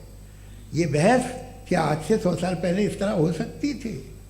यहाँ तक तो आपको हम ले आए हैं। तो सर अरे इनको मदद की ज़रूरत नहीं भाई, ये सेल्फ सफिशिएंट आदमी है, आप क्यों इनकी मदद कर रहे हैं? Sir please. तो ये जो है तमाम बातें अपनी जगह हैं। ये एक पैकेज है। आप अकेले, कोई आदमी ऐसा नहीं जो सिर्फ गॉड को मानता हो, उसके साथ बहुत पैराफर्नेलिया आता है, अलग अलग पैराफर्नेलिया आते हैं। They have always created chaos in the society. मैं तो आपको सीधा ऑफर देता हूँ कि दुनिया में 10 इम्पॉर्टेंट बिलीव्स हैं। आप एक मानते हैं, 9 नहीं मानते, 9 में आप एथियस्ट हैं, 9 को आप बिल्कुल रीजनेबली मेरी तरह देखते हैं। तो 90 मजहबी आदमी भी 90% एथियस्ट है, वो दूसरे खुदा नहीं मानता, एक खुदा मानता है अपना वाला, बाकियों को कहता है गलत है। अगर आप मानना ही बंद कर दे तो आपका 10% चांस है कि आप सही हैं और 90% चांस है कि आप गलत हैं। मेरा मशवरा है, आप मानना छोड़ दिए तो 50% चांस होगा कि आप सही हैं और 50% चांस होगा, 40% आप गेन करेंगे बाय बिकमिंग एन एथियस्ट।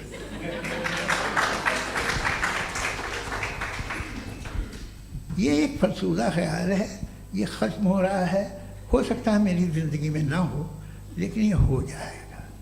जो बातें ये इनको आप मेटाफिज़िकल ये वो ऐसे रिस्पेक्टेबल टर्म दे दिए, ये तो उन लोग के हैं जिन्हें ना फिज़िक्स मालूम थी ना मेटा मालूम था, ये उन्होंने आपको दिए हैं।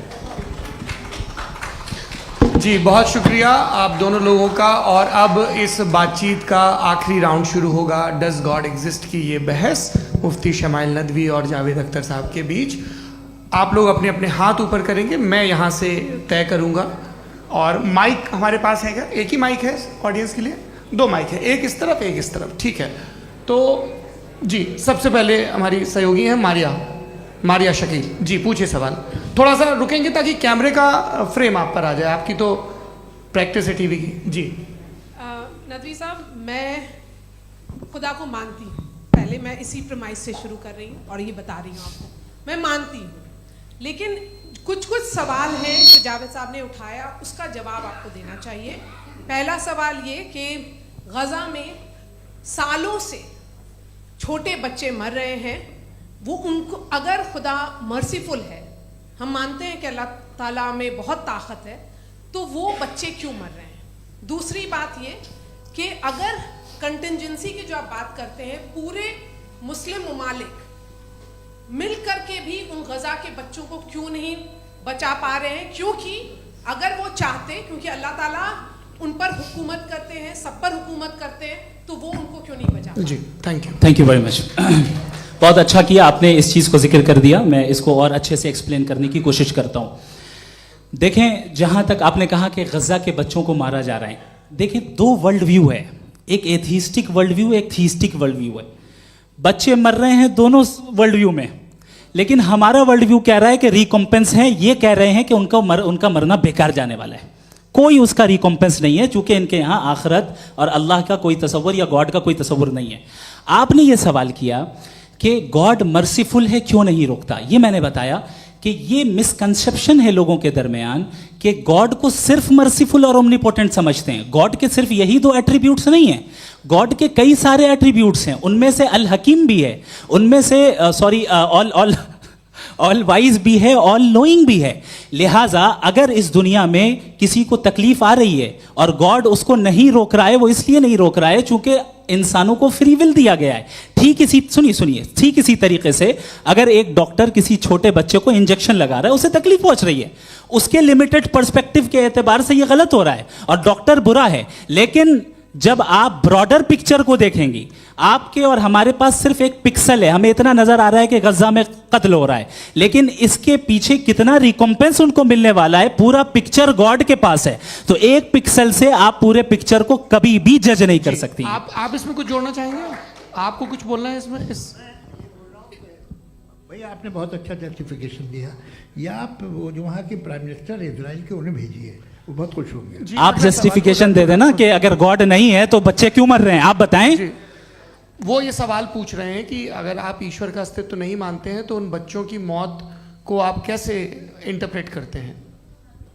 भाई ये दुनिया जो है, जो ताकतवर लोग होते हैं वो एक नाइंसाफी करते हैं। तो ये अच्छा काम है आपके नजदीक, तो नेचर नाइंसाफी पे मबनी है। अरे मेरे भाई, आप नेचर की कहाँ बात कर रहे हैं, तो इंसान की बात जी, कर ये रहे तो फिर जब मैं इंसान की बात कर रहा था आप नेचर की बात करने लग क्रॉस गए। एग्जामिनेशन नहीं। हैं। हाँ, अब आप मुझे बोलने नहीं देंगे तो अलग बात है, आप बोलिए, मैं मुझे कोई चीज़ जल्दी नहीं। जी नहीं, ये क्रॉस नहीं, एग्जामिनेशन एक है। मिनट हाँ। रुकिए। क्रॉस मुझे एग्जामिनेशन बोल तो लेने दीजिए। जी, बोलिए। ठीक है। बात ये है कि ह्यूमन सोसाइटी तभी साथ में रह सकती है जब वो मोहब्बत से, एकता से, एक दूसरे के एहतराम करके रहे। इसके अलावा पॉसिबल नहीं है, अकेले तो इंसान रह नहीं सकता। वहाँ पर कुछ लोग हैं जो फाउल करते हैं। वो फाउल हम हमेशा से तारीख में होता आया है। आज ये हो रहा है, जो हो रहा है बहुत बुरा हो रहा है, बहुत जालिमाना है, बहुत जाबराना है। उसको आप कहें कि ये बच्चों को कॉम्पनसेशन मिल जाएगा या इसकी इंजेक्शन है, इंजेक्शन तो हेल्थ के लिए दिया जाता है। आप ये कह रहे हैं कि ये बच्चों की जो धज्जियां उड़ रही हैं ये इंजेक्शन है, ये विटामिन टेस्ट का। है, ये टेस्ट है और उस टेस्ट में अगले उनको ऐसा रिकॉम्पेंस मिलेगा जो आपके तस्वुर के बाहर है। ये आप 3 बरस के बच्चे को बारूद से उड़ा के टेस्ट ले रहे हैं। वाह, वो नहीं ले रहा है, खुदा नहीं उड़ा रहा है, इजराइल उड़ा रहा है। जी, ये तो उसको कंडेम अगला करें। सवाल लेते हैं। अगला सवाल लेते हैं प्रोफेसर पुरुषोत्तम अग्रवाल। मुफ्ती साहब, एक निवेदन आपसे है कि कम से कम थोड़ा सा माइक क्लोज एक रिलीजियस और फिलोसफिकल कर मैं प्लीज। एक रिलीजियस और फिलोसफिकल ट्रेडिशन है जो ब्रह्मांड को यानी यूनिवर्स को ही अंतिम मानती है। सर्वम खलु इदम ब्रह्मम, this is Chandogya Upanishad and it completely rules out the existence और नेसेसिटी, आपके शब्दों में necessity of a creator. The creation itself is the creator. तो एक मिनट प्लीज। दूसरा जो सवाल आपने अभी जो आप बार बार कह रहे हैं कि भगवान विद्वान भी है, वाइज, सब जानने वाला, तो अगर विजडम में दुनिया भर के पापों और अत्याचारों को बर्दाश्त करना शामिल है तो फिर इसका मतलब ये हुआ कि अगर मैं फ्री विल से उसको अपोज करता हूं तो ईश्वर की विजडम और मेरी फ्री विल में कॉन्ट्राडिक्शन है। Because when I am opposing whatever is happening in Gaza, then I am opposing the God's will और गॉड्स विजडम। जवाब लेते हैं क्योंकि तो गॉड की विजडम में, एक मिनट सौरभ प्लीज सर, ये एक जुमला। गॉड की विजडम है कि गाजा में जो कुछ हो रहा है वो हो रहा है, मैं उसका अपोज कर रहा हूं तो मैं गॉड की विजडम के खिलाफ जा रहा हूं। एक सवाल। दूसरा ये नहीं, आपने 2 ऑलरेडी। सर आप और सवाल कर लें, लेकिन मुझे 2 जवाब दे सर, दें। सर, पहले आपने ये कहा, सुनिए मेरी बात सुनिए। भाई इजराइल के गॉड के मुताबिक तुम्हारा ठीक हो रहा है ना? नहीं हो रहा है, ठीक नहीं हो रहा है। मैं बता रहा हूं क्या हो रहा है। आप तशरीफ रखिए, मैं बता रहा हूं क्या हो रहा है। Let me complete please. एक सेकंड गाइस, एक सेकंड। ये देखिए, ऐसा है कि ये सब बड़ा आपस में विचार विमर्श के बाद ये तय हुआ था कि कुछ नियम बना लिए जाएं ताकि एक टाइम बाउंड बातचीत चले। और भाई साहब, आप बड़ा जरूरी काम कर रहे हैं लेकिन कैमरे के फ्रेम में आके उस काम को गड़बड़ कर दे रहे हैं। ठीक है गुरु, अब मेरे को कहीं का गुस्सा कहीं निकालना था, सॉरी। नहीं, कोई गुस्सा नहीं है जी। तो प्रोफेसर ने सवाल पूछे, आप उनके जवाब दें। और थोड़ा ये सब लोग थोड़ा ख्याल रखें भाई, सवाल संक्षिप्त रखें जी। आपने 2 सवाल किए। सबसे पहला ये कहा कि हमारे पास ये कॉन्सेप्ट है कि ये यूनिवर्स खुद नेसेसरी बीइंग है, creation itself is the creator. How irrational is this कि मैं एग्जिस्ट करूंगा बाद में लेकिन अभी एग्जिस्ट कर भी रहा हूं, यानी एक ही टाइम में एग्जिस्ट भी कर रहे हैं, नहीं भी कर रहे हैं। This is not true. दूसरी चीज आपने कहा कि अगर इजराइल में, सॉरी माफ कीजिएगा, Israel doesn't exist, occupied Palestine में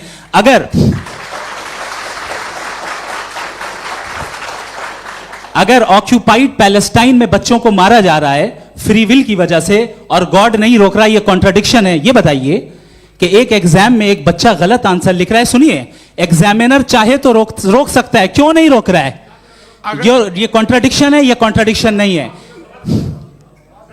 माइक नहीं सर, ये आपस में जी, ये क्या आपका सवाल? माइक दीजिए। फ्री विल दिया गया है टेस्ट के लिए, अकाउंटेबिलिटी के लिए। अगर फ्री विल नहीं होता तो आप कहते हैं हमें रोबोट बना दिया गया। नॉट मिसरिप्रेजेंट माय पोजीशन, आपकी जो भी पोजीशन, मैं अपनी फ्री विल के नाते, अपने ह्यूमन विजडम के नाते गाजा में हो रही अत्याचार का विरोध करता हूं। बिल्कुल करना चाहिए। आपके हिसाब से मैं गॉड की विजडम का विरोध कर रहा हूं? बिल्कुल नहीं, समाज हो रहा है गॉड की, बिल्कुल भी नहीं, बिल्कुल भी नहीं। उसका वहां पर गाजा में कत्ल होना ये इंसानों के गलत इस्तेमाल का नतीजा है, फ्री विल के इस्तेमाल का नतीजा है। गॉड इसका हुक्म नहीं देता, उससे रोकता है। यही तो मसला है ना, आपके लिए कॉन्सेप्ट क्लियर नहीं नहीं भाई, आपने तो बताया था इंजेक्शन लगाने से बच्चे को तकलीफ होती है, ये इंजेक्शन लगा। सर आप ऐसे रेटोरिक स्टेटमेंट दे तब तो कोई मसला नहीं आपने समझते बोला कि रहेंगे। Injection this is a rhetoric statement, this is not a logical argument sir. I am sorry, I am ये सॉरी। आखिरी 30 मिनट बड़े मुश्किल होने वाले हैं। जी मुफ्ती साहब आगे बैठे हैं, इनको माइक दीजिए। हाँ तरुण, माइक आप अपने पास रखिए, आपको कैमरे का फ्रेम पता है। जी सबसे पहले दोनों को मुबारकबाद। एक सर अपना आप नाम बता दें। मेरा आप अमेरिका में शिकागो में रहते हैं, इतना मुझे याद है। पता है आपको, यासिर नदीम अलवाजदी मेरा नाम है। जावेद सर आपसे एक क्वेश्चन है इन्फिनिट रिग्रेस के ताल्लुक से। एक हाइपोथेटिकल सिनेरियो है, मसलन अगर आप सर माइक थोड़ा सा प्लीज क्लोज रखिए। ओके। जी अगर आप शायर इसलिए हैं कि आपके कोई उस्ताद शायर थे, और वो इसलिए शायर थे कि उनके कोई उस्ताद शायर थे, और इसी तरीके से हम माजी में पीछे चलते चलते चले जाएं और कहीं ना रुके, तो माफ कीजिएगा आप कभी शायर नहीं हो सकते। लेकिन आप शायर हैं, आपका शायर एग्जिस्ट करता है, इसका मतलब ये है कि आप कहीं ना कहीं रुके हैं। तो मेरा सवाल ये है कि क्या आप इन्फिनिट रिग्रेस ऑफ कॉजेस को लॉजिकल फैलेसी मानते हैं या नहीं मानते? हाँ या ना? मैं इन्हें लॉजिकल फैलेसी नहीं मानता हूँ, लेकिन मेरा प्रॉब्लम यह है कि जब मैं नहीं मानता हूँ तो I will continue with this logic जो फैलेसी नहीं हो। आप एक जगह रुक जाते हैं जाके, आप कहते हैं ये गेंद कैसे बनी, ये जजीरा कैसे बना, ये समंदर कैसे बना, ये ज़मीन कैसे बनी, और अचानक गॉड पे जाके आपको ब्रेक लग जाता है। एक बार आप सवाल नहीं करते कि भाई इनको बनाने वाला तो इनसे भी कॉम्प्लिकेटेड होगा, वो कैसे बना, उसके बारे में आपने इत्मीनान कर लिया, वो हमेशा से है। तो अगर आप उसे हमेशा से मानते हैं तो फिर ये मान लीजिए कि कायनात हमेशा से है, क्या तकलीफ फिर हम वजूद में नहीं आते जी है? हम मौजूद नहीं। अच्छा सर क्यों नहीं हो मैं सकते? बताऊंगा प्लीज प्लीज। जैसे मैंने मिसाल दी आपके शेर की, आपका शेर कभी वजूद में ना आता अगर शायर इसी तरह चलते रहते हमेशा। जी माइक मेरे ख्याल से एक सेकंड। इन्फिनिट रिग्रेस का कॉन्सेप्ट क्लियर नहीं हो पाया, ऐसे रहने दें, लेट्स मूव ऑन सर। ठीक है। हाँ थोड़ा सा मॉडरेटर का भी ख्याल रखें। नहीं आपने तो रखा है, आपने रखा है। यहाँ पे गौहर रजा साहब हैं, वो भी एक सवाल पूछना चाहते हैं। माइक नीचे से ऑन कर दिए, नीचे। पहले तो ये कह दूं कि मैं उन बच्चों से शर्मिंदा हूं जिनको गजा में कत्ल किया गया, क्योंकि हमारे होते हुए कत्ल किया गया। लेकिन उससे ज़्यादा शर्मिंदगी इस बात से हुई कि मुझे लगा कि मुफ्ती साहब उसको जस्टिफाई कर रहे हैं। बिल्कुल भी नहीं, आप बहुत ही गलत मुझे बात लगा है। मैं गलत हो सकता हूं। बिल्कुल गलत मैं है। सवाल पूछ रहा हूं, सवाल मैं देखिए, सवाल अगर पूछ रहा हूं। एक मैं सेकंड, जावेद भाई गौर से साहब, एक डिसएग्री सेकंड, करता गौर साहब, हूं। एक सेकंड देखिए, अगर देखिए ऐसा एक सेकंड आप सर वेट अरे आप कुछ मेरे पहले मुझे अपनी बात कह लेने दीजिए। अगर ऑडियंस तय करेगी तो फिर मॉडरेटर का मतलब नहीं। मेरा आप सबसे ये कहना है, ये बहस दो लोगों के बीच में है, एक तरफ मुफ्ती साहब, एक तरफ जावेद साहब। पिछले 1.5 घंटे से ये लोग अपने अपने तर्क रख रहे हैं। आपकी इनसे इत्तेफाकी हो सकती है, ना इत्तेफाकी हो सकती है। मेरे उस्ताद मुझे सिखा गए हैं कि मुखामुखम में असहमति की गुंजाइश बची रहनी चाहिए। अगर मैं आपकी बहुत इज्जत करता हूं गौहर साहब, आपने जो कमाल की किताबें लिखी, साइंटिफिक टेम्परामेंट, लेकिन मेरी ये गुजारिश है आप सबसे कि यदि आप इन लोगों ने जो बोला उन पर टिप्पणियां करेंगे तो ना वक्त की पाबंदी रहेगी, ना वो अनुशासन। आप सवाल पूछ लें, उस सवाल में जो बात आ जाए वो आ जाए। मैं जावेद साहब से डिसएग्री करता हूं, इसलिए जावेद साहब से सवाल पूछ रहा हूं। आपका सवाल जावेद अख्तर साहब से। और सवाल ये है मेरा कि जावेद साहब ने कई बार लॉजिक का इस्तेमाल किया कि साइंस में लॉजिक है और रिलीजन में लॉजिक नहीं है। मेरा ख्याल ये है कि रिलीजन में भी लॉजिक है, लेकिन उस लॉजिक की बेसिस ये है कि आप रुक जाते हैं, जिसका जिक्र जावेद साहब ने बार बार किया, यानी खुदा के तसव्वुर पे आते हुए, गॉड के तसव्वुर पे आते हुए रुक जाते हैं। और इसमें सवाल पूछना मतलब फॉरबिडन होता है। सवाल यह है कि क्या जावेद साहब इससे एग्री करते हैं कि साइंस की लॉजिक अलग है और रिलीजन की लॉजिक अलग है? बताइए सर। देखिए 3 चीज़ें हैं, साइंस है, एक है मंतिक है, इस्तिदलाल है, और एक जो है कुछ भी नहीं है, फेथ है, अकीदा है। मैं अकीदे की लॉजिक का कायल नहीं हूँ। मुझे आप इस्तिदलाल से, लॉजिक से, रीज़न से समझाइए, मैं मानने को तैयार हूँ, मेरा क्या नुकसान होगा। लेकिन ये कि अकीदे पे मैं नहीं जा सकता हूँ। अकीदे का मतलब है कि तुम ये मान लो, सवाल ना करो, ये नहीं। आप सारी बातें करके, बड़ी साइंटिफिक बातें करके एक जगह जाके खुदा के हुदूद पे रुक जाते हैं, सरेंडर कर देते हैं। मैं सरेंडर करने को तैयार नहीं। That's all. जी, ये आगे सर बैठे हुए हैं, इनको माइक दीजिए। भाई वो आप पूछना चाह रहे थे ना भाई? हाँ, नहीं मैं ये, थैंक यू जी, आपका नाम? आसिम इफ्तिखार। आसिफ जी, पूछिए। सर, जावेद सर से सवाल है कि आपने अपने क्लोजिंग माइक थोड़ा करीब रखिए। अपने क्लोजिंग स्टेटमेंट में ये बात कही थी कि मज़हब का जो फ्यूचर है वो ज़्यादा दिन नहीं जाने वाला है, लेकिन मैं देख पा रहा हूँ कि जो ऑक्सफोर्ड यूनिवर्सिटी की एक स्टडी है 2011 में हुई है, जिसके 50 एकेडमिशियंस ने इसको अंजाम दिया था, उसमें वो ये कहते हैं कि जो फेथ इन गॉड है वो इनबिल्ट है ह्यूमन नेचर के अंदर, जिसको हम कहते हैं फितरत के अंदर शामिल है वो। और वो ये कहते हैं कि अगर कोई ये समझता है कि मज़हब को वो ख़त्म कर देगा तो ये उसकी गलत फहमी है। तो आप इसके बारे में, इस स्टडीज़ के बारे में क्या कहते हैं? ठीक है, मैं उनसे एग्री नहीं करता हूँ। वो कौन से प्रोफेसर होंगे? ऐसा उनके क्या पास डेटा है, इन्होंने डेटा के बेस होगा। डेटा क्या हो सकता है? फ्यूचर का डेटा तो नहीं हो सकता ना उनके पास, प्रेजेंट का डेटा हो सकता है। डेटा आपने सुना 100 साल पहले का बाद का डेटा? मैंने तो नहीं सुना आज तक। तो आज उनकी ये राय है और होगी राय, ठीक है। दुनिया में तरह तरह की राय है लोग, लेकिन मैं समझता हूँ कि वक्त के साथ इंसान ज़्यादा से ज़्यादा रीज़नेबल और लॉजिकल होता जा रहा है। आज आप देखिए वेस्टर्न यूरोप में क्या परसेंटेज है नॉन बिलीवर्स की, बहुत हाई। वहाँ चर्च खाली पड़े होते हैं। तो अल्टीमेटली तो इंसान कोई ऐसी बात बहुत अरसे तक नहीं मान सकेगा, चाहे गलत या सही, जो उसे, उसके दिमाग को, उसके जहन को, उसकी लॉजिक को अपील न करे। वो कह रहे हैं तो ऑक्सफोर्ड के होंगे, तो कैम्ब्रिज के होंगे, तो मुझे क्या लेना देना। उनका डेटा मुस्तकबिल का नहीं हो सकता है। जी, दीपक, हाँ पूछिए। मैं आऊँगा, अभी पीछे की साइड भी आऊँगा, माइक वहीं भेजूंगा 2-3 साल के लिए। जी जावेद साहब, आपसे सवाल है। नमस्ते अरे भाई सर, अगर आप ही लोग तय करना है तो फिर 200 लोग तय कर लें। ये एक साहब पूछ नहीं रहे सर, हैं। Please don't do this sir, everybody has a right sir, but we can only take Okay. Selected questions. No sir, अरे ये भाई, यंग लोग आराम भी से। हैं तो इनकी ये अब बात उतने यंग, सुनिए। भाई आप यंग हैं कि नहीं हैं? एक मिनट, वो कह रहे हैं वो भी आएंगे, यंग हैं पूछ रहे ना साहब, भाई। आप उनकी नौजवानी पर दावा उनको ही करने थे। हाँ मुफ्ती साहब, आप यंग, हाँ पूछे। अरे भैया सर, मेरा सवाल ये है। कुछ इनसे भी तो पूछो। जी हाँ। नहीं, बस आपसे एक सवाल है। जैसे थीस्टों के पास, अपने जो ईश्वर को मानते हैं, उनके पास अपने सोशल गेट टुगेदर्स हैं। 5 रोज़ा क्रिसमस आने वाला है, होली है, दिवाली है, ईद है। एथिस्ट क्या ऑफर कर रहे हैं? मतलब मैं इनकी दुकान से बोलूं, मैं आना चाहता हूं उस तरफ, पर मैं अट्रैक्ट नहीं हो पा रहा हूं। मैं सोशल गेट टुगेदर्स क्या है आपके पास?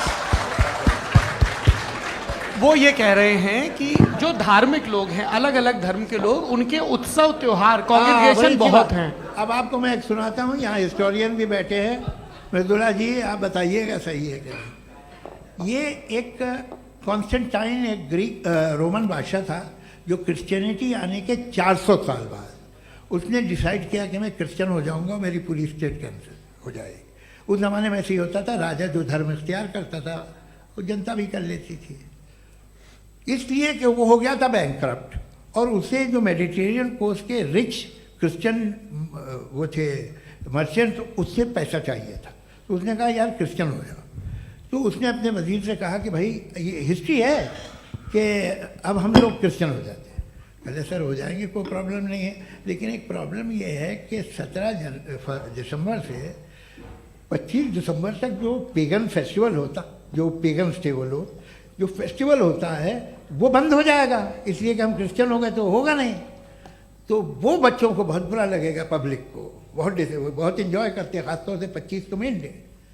उसने कहा हाँ ये तो सही कह रहे हो, ये जीसस क्राइस्ट की पैदाइश कब थी? पहले साहब वो अप्रैल में थी। नहीं, कट करो, वो 25 दिसंबर को है। ये हकीकत है जी। और 400 साल बाद क्रिश्चियनिटी के अप्रैल से दिसंबर ले आए, और इसलिए कि यहाँ पेगन फेस्टिवल होता था। अब मनाते हैं आप आराम से। ये जो सारे फेस्टिवल हैं ये रिलीजन से, हर एक को एक इंटरटेनमेंट डिपार्टमेंट चाहिए होता है अपनी कंपनी चलाने के लिए।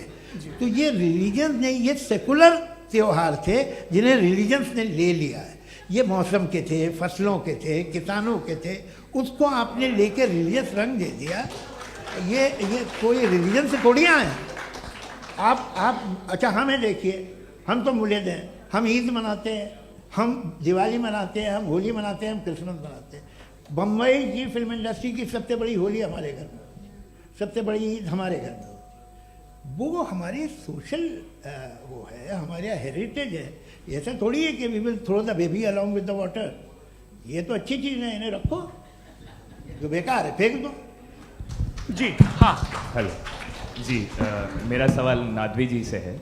जैसा कि आपने बोला कि गॉड टाइम के भी परे हैं और गॉड इतनी कॉम्प्लेक्स चीज़ है कि उसे ह्यूमन माइंड समझ नहीं सकता, और गॉड ने अर्थ पे फ्री विल भी दे दी है, तो आप अपना वक्त ज़ाया क्यों कर रहे हैं गॉड के बारे में बात करके? अपन को तो बात करनी चाहिए कि सोसाइटी को बेहतर कैसे करें। जी, मैं गॉड वही बताता है सोसाइटी को कैसे बेहतर करे। अभी मैं आपका जवाब देता हूँ। आपने कहा कि टाइम पे वो एग्जिस्ट नहीं करता, सो मेरा सवाल ये है कि जैसा आपने बोला कि गॉड बहुत ही कॉम्प्लेक्स चीज है, मैंने और कहा ही नहीं कि कॉम्प्लेक्स है, तो आपके अल्फाज हैं। कॉम्प्लेक्स का लफ्ज गॉड के लिए सुइटेबल नहीं है। क्यों? क्योंकि कॉम्प्लेक्स वो चीजें होती हैं जो ऑब्जेक्ट हो। God is not an object जिसको आप इंस्ट्रूमेंट के जरिए लेबोरेटरी में जाके टेस्ट करें, oh it's very complex. No, वो कोई कार का इंजन नहीं है। मेरा वो फिलोसॉफिकली नेसेसरी बीइंग ऐसी बीइंग है जो सिंपल बीइंग है। हाँ, आप उसको मुकम्मल तौर पे उसकी तमाम हिकमतों को जान ले और हर चीज को जान ले, ये पॉसिबल नहीं है, क्योंकि वो ऑल वाइज है, आप ऑल वाइज नहीं है, और वो खुदा है, वो आपको सारी चीजें बता दे, ये जरूरी नहीं। मेरा सवाल ये नहीं था। मेरा सवाल ये था कि जब गॉड इतना परे है इस दुनिया से कि उसने अर्थ पे फ्री विल भी दी है, हम सब ह्यूमंस की फ्री विल है, और जो सोसाइटी में हो रहा है वो अपन लोग डिसाइड करेंगे, तो अपन लोग डिसाइड नहीं करेंगे ना, अपन लोग डिसाइड नहीं करेंगे। गॉड जो है, गॉड ने वो उसकी जात, उसकी एग्जिस्टेंस टाइम एंड स्पेस से परे है, लेकिन वो हमारा टेस्ट ले रहा है और उसी गॉड ने हमें बताया कि तुम्हें क्या करना है क्या नहीं करना है, तो जाहिर है उस गॉड की बात सुनेंगे ना। जी, वो पीछे एक चश्मा लगाए जो मैम खड़ी हैं, उनको दीजिए। हाँ आप जी जी बिल्कुल आएंगे। देखिए मैं कोशिश कर रहा हूँ सब तरफ जाने की। हाँ उनको दीजिए माइक। जी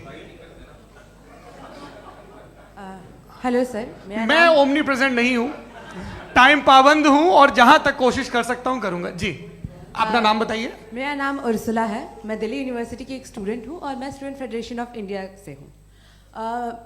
मेरा सवाल मुफ्ती जी से है कि इस हॉल के इस कमरे में बैठ के हम लोग रेप की मोरालिटी के बारे में फिलोसफिकली बात तो कर सकते हैं, बट असलियत ये है कि रोज़मर्रा की ज़िंदगी में औरतें रेप के थ्रू गुजरती हैं, और हम लोग सिर्फ नंबर्स पे इस तरह नहीं देख सकते, क्योंकि कितनी औरतें हैं इन कंट्रीज़ में जहाँ पे आप बता रहे हैं कि केसेस कम हैं, जिनका एक्सेस है कि वो जाके केस फाइल कर सकें। कितनी औरतें हैं जो जिनको काम करने की आज़ादी है उन कंट्रीज़ में। यूरोप में ये आज़ादी आ गई, यूरोप में ये रूल्स आ गए, तो हम आज उसके बारे में बात कर पा रहे हैं। जी जवाब। आपने ये कहा कि कमरे में बंद होकर हम लोग इस पर फिलोसफिकली बात कर सकते हैं, लेकिन हकीकत में क्या हो रहा है, वो ग्राउंड लेवल पे क्या हो रहा है जो बहुत गलत हो रहा है, और वो सफ़र कर रही हैं। आई अग्री, बहुत गलत हो रहा है, और जो गलत हो रहा है उसको हमें रोकना है। और क्यों रोकना है, वो गलत क्यों है? हमारे पास इसका ऑब्जेक्टिव फाउंडेशन है, इनके पास उसका ऑब्जेक्टिव फाउंडेशन नहीं है। मैं ये कहना चाह रहा हूं कि जहां पे भी जुल्म हो रहा है, जहां पे भी औरत पे जुल्म हो रहा है, या उसकी इज्जत लूटी जा रही है, या उसे तकलीफ पहुंचाई जा रही है, और सिर्फ औरत नहीं, किसी इंसान के ऊपर भी जुल्म हो रहा है, तो उसके खिलाफ खड़ा होना, ये मॉरलिटी हमारे पास गॉड के पास से आई है। वरना जावेद साहब तो कह रहे हैं कि जो है मेजॉरिटी डिसाइड करेगी, तो मेजॉरिटी तो कभी भी बदल सकती है। क्या आप हाँ। ये थोड़ी सी आपको गलतफहमी है। मैं अगर मेरे जुमले से ये मदनत निकला या मैंने कहा, तो ये जुमला मैं वापस लेता हूँ। ये मेरा मतलब ही नहीं था कि मेजॉरिटी डिसाइड करेगी। मेजॉरिटी डिसाइड करे तो दुनिया में बड़ी, वैसे आपने कहा था ये जुमला, अच्छा हो, मैं मान रहा हूँ, बाद में रिकैप कर लेंगे। अरे एक सेकंड, मैं अपनी एक्सप्लेनेशन दे रहा हूँ। मुनासिब बात यह है कि हम सब के सब दिल में जानते हैं कि क्या अच्छा है क्या बुरा है, हमें पता है अच्छी तरह से। जो लोग बुरे काम करते हैं उन्हें भी मालूम अच्छा क्या है। यही तो सवाल था हजरत कि फिर ये मोरालिटी आई कहाँ से? Cross examination. हाँ जी हाँ। मोरालिटी साथ रहने की डिजायर से आई है।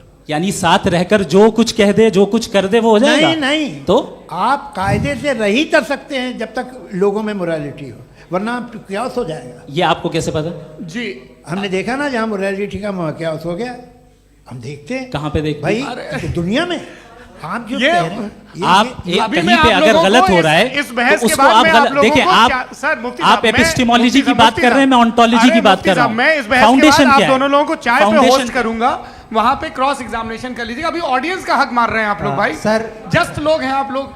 और ये भाई ये एक हाँ, बच्चे- उधर आएंगे, उधर इनको आएंगे। भी। जी सर, आएंगे आएंगे। अच्छा, सर मेरा नाम लईकुर रहमान है और मैं अलीगढ़ मुस्लिम यूनिवर्सिटी का स्टूडेंट हूँ।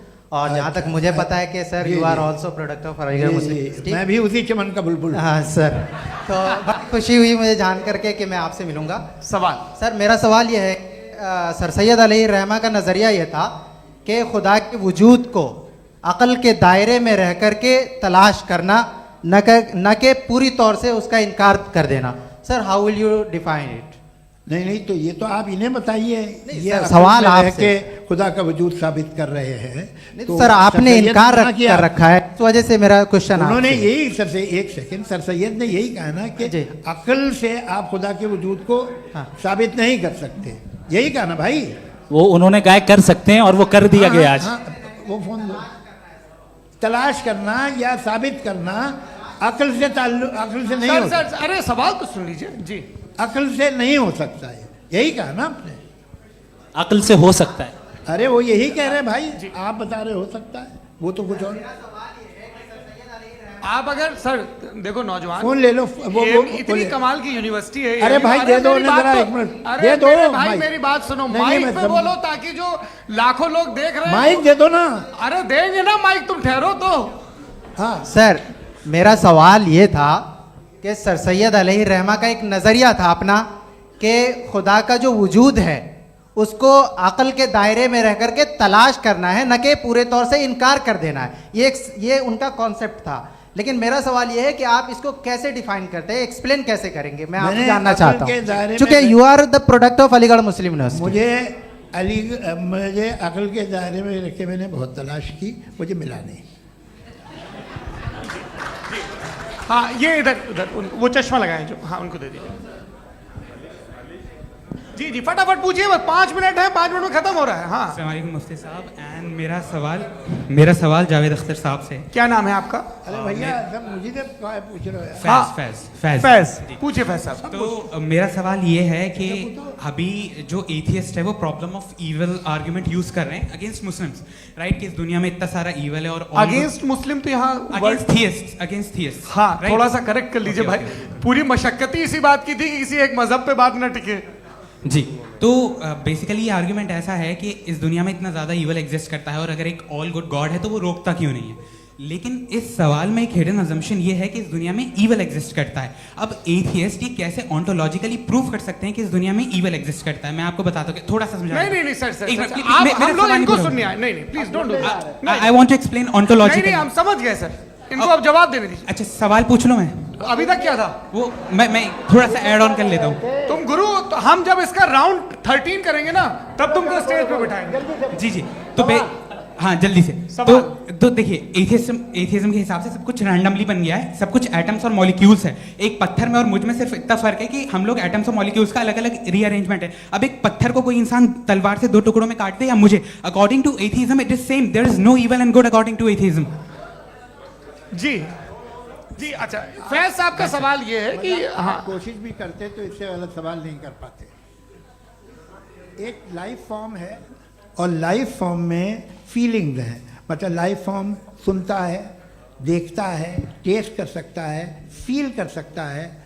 तो उसकी जो ये जो क्वालिटी इस बबल में आ गई है वो जानवर में भी है, इंसान में भी है। तो जाहिर है कि उसे कोई तकलीफ पहुंचेगी, तो चूंकि उसके पास वो सेंसिटिविटी है तो मैं करेगा। पत्थर में वो सेंसिटिविटी नहीं है। तो ये क्या सवाल हुआ कि अगर पत्थर को काटा तो पत्थर को तकलीफ नहीं होती, तो आपको काटे तो आपको क्यों तकलीफ हो? बैठ जाइए जी। हाँ अगला सवाल। हाँ पूछिए जी जावेद अख्तर साहब। अरे भैया सब आप लोग मुफ्ती साहब को छोड़ रहे हैं, तो मेरे ही पीछे पड़े हैं क्या? फिर चलो बोलो भाई। You asked how God can exist when children die in Gaza. हाँ you asked how God can exist when children die in Gaza, and you also mentioned the rise of atheism in Europe. But the same events also are leading many atheists and non-believers to turn towards faith.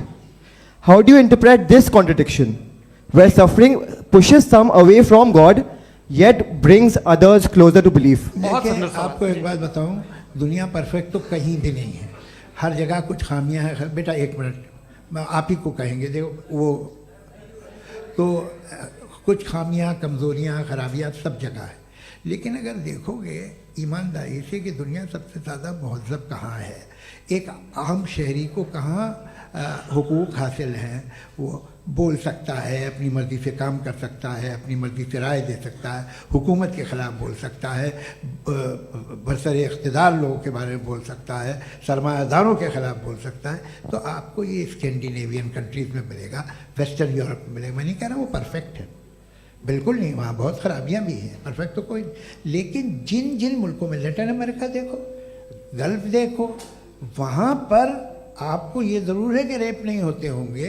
Rape की ज़रूरत क्या है भाई, उसको तो ख़रीद लो, घर में रखो, सड़क पर रेप करने की क्या ज़रूरत है। मगर सुनिए सुनिए सुनिए, मगर हकीकत ये है कि वहाँ शख्सी आज़ादी राय देने की, बोलने की नहीं है। जी, ये एक आखिरी सवाल मुफ्ती साहब से। हाँ मैम, इनको माइक दीजिए।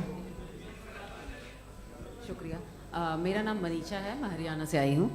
मैं मुफ्ती साहब से एक बात पूछना चाहती हूँ। आप बार बार जावेद साहब को कॉन्ट्राडिक्ट तो कर रहे हैं कि आपने ये कहा, लेकिन आप भी अजम्पशंस के बेसिस पे बात कर रहे हैं। आपने खुदा के होने का कौन सा प्रूफ पेश किया है, खुदा की एग्जिस्टेंस का? अब इस सवाल को अलग रहने दीजिए, कौन एथीस्ट है कौन नहीं है। और दूसरी बात जो आपने एक छोटी सी कही थी कि ये फ्री विल का इस्तेमाल करता है इंसान अपनी, लेकिन इस फ्री विल का इस्तेमाल में मतलब खुदा ने ये दे दी सबको ये इजाज़त कि वो कितना घिनौनापन और कितने ज़्यादा ख़राब से ख़राब तरीके इस्तेमाल कर सकता है। जवाब सुनते जी। आप फ्री विल को मानती है ना, या अब कहती है कि फ्री विल नहीं है ना, मानती है ना? तो अब आपके पास इसका कोई एक्सप्लेनेशन नहीं है कि अगर एक इंसान उस फ्री विल का इस्तेमाल करके गलत काम कर रहा है और बच के अच्छी ज़िंदगी गुजार के निकल जा रहा है, उसका कोई रिकम्पेंस नहीं है। हमारे वर्ल्ड व्यू में जो इंसान गलत काम कर रहा है उसको भी रिकम्पेंस यानी उसका बुरा बदला मिलना है, और जो सही काम कर रहा है उसको सही बदला मिलना है। लिहाजा जो फ्री विल है वो इस तरीके से है कि एक लिमिटेड टाइम तक खुदा ने मोहलत दी है। ऐसा नहीं कि छूट दे दी, जो करना है करते रहो हमेशा। वक्त आएगा जब एग्जाम का टाइम खत्म होगा तब रिजल्ट आएगा, दौराने एग्जाम जबरदस्ती आपको नहीं बताया जाएगा। अरे भाई एक सेकंड, जी सवाल मुफ्ती साहब से मेरा, मुफ्ती साहब से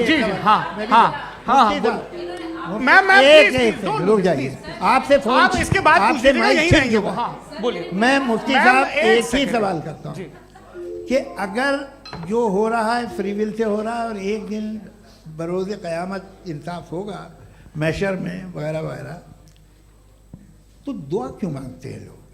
दुआ मांगते हैं इसके मतलब है अभी भी उसने ये डिपार्टमेंट रखा है कि मैं रोज़मर्रा की ज़िंदगी में बिल्कुल बिल्कुल ही कैन। तो तुम कैन हो, तुम मुझे नौकरी दिला देते हो, मेरे बेटे को ग्रीन कार्ड दिला देते हो, और 45,000 बच्चे मरते उन्हें रोकते नहीं हो। नहीं तो क्या आप ये कह रहे हैं कि इस दुनिया में जालिमों को कभी पकड़ ही नहीं होती है? अरे जो भी पकड़ होगी वो बच्चे रोते हैं। बिल्कुल, देखें मैंने अपने ओपनिंग स्टेटमेंट में यही कहा था कि जनाब जावेद साहब सिर्फ इमोशनल आर्गुमेंट देंगे। This is an emotional argument. ये छोटे मोटे इसके पीछे का रीजन मैंने बताया क्या है, इसके पीछे का रीजन क्या है मैंने बताया। मंच से आप लोगों को सज्जनों इसलिए कह रहा हूं ताकि थोड़ा सा आपके कॉन्शियस पे जोर रहे कि आपको ऑर्डर बचा के रखना है। वक्त तय हुआ था, ये वक्त पूरा हुआ, आपने इतने धैर्यपूर्वक सुना, मैं आप सबका बहुत बहुत शुक्रगुजार हूं। यदि इन दोनों विद्वानों की इच्छा होगी तो कभी हम इस बातचीत का राउंड 2, राउंड 3, यही तो देखिए खूबी है इंसान की कि बहस मुबाहसे में वो पड़ा रहता है। आप लोगों ने बड़े धैर्य का परिचय दिया, बहुत बहुत शुक्रिया। इसी के साथ ये बातचीत यहाँ पे समाप्त होती है। आप लोगों को मैं एक बात बता दूं, ये सारी बहस हो गई, अब मुफ्ती साहब और बड़े मुफ्ती साहब इन साथ के साथ मैं खाना खाने वाला हूँ। अच्छा।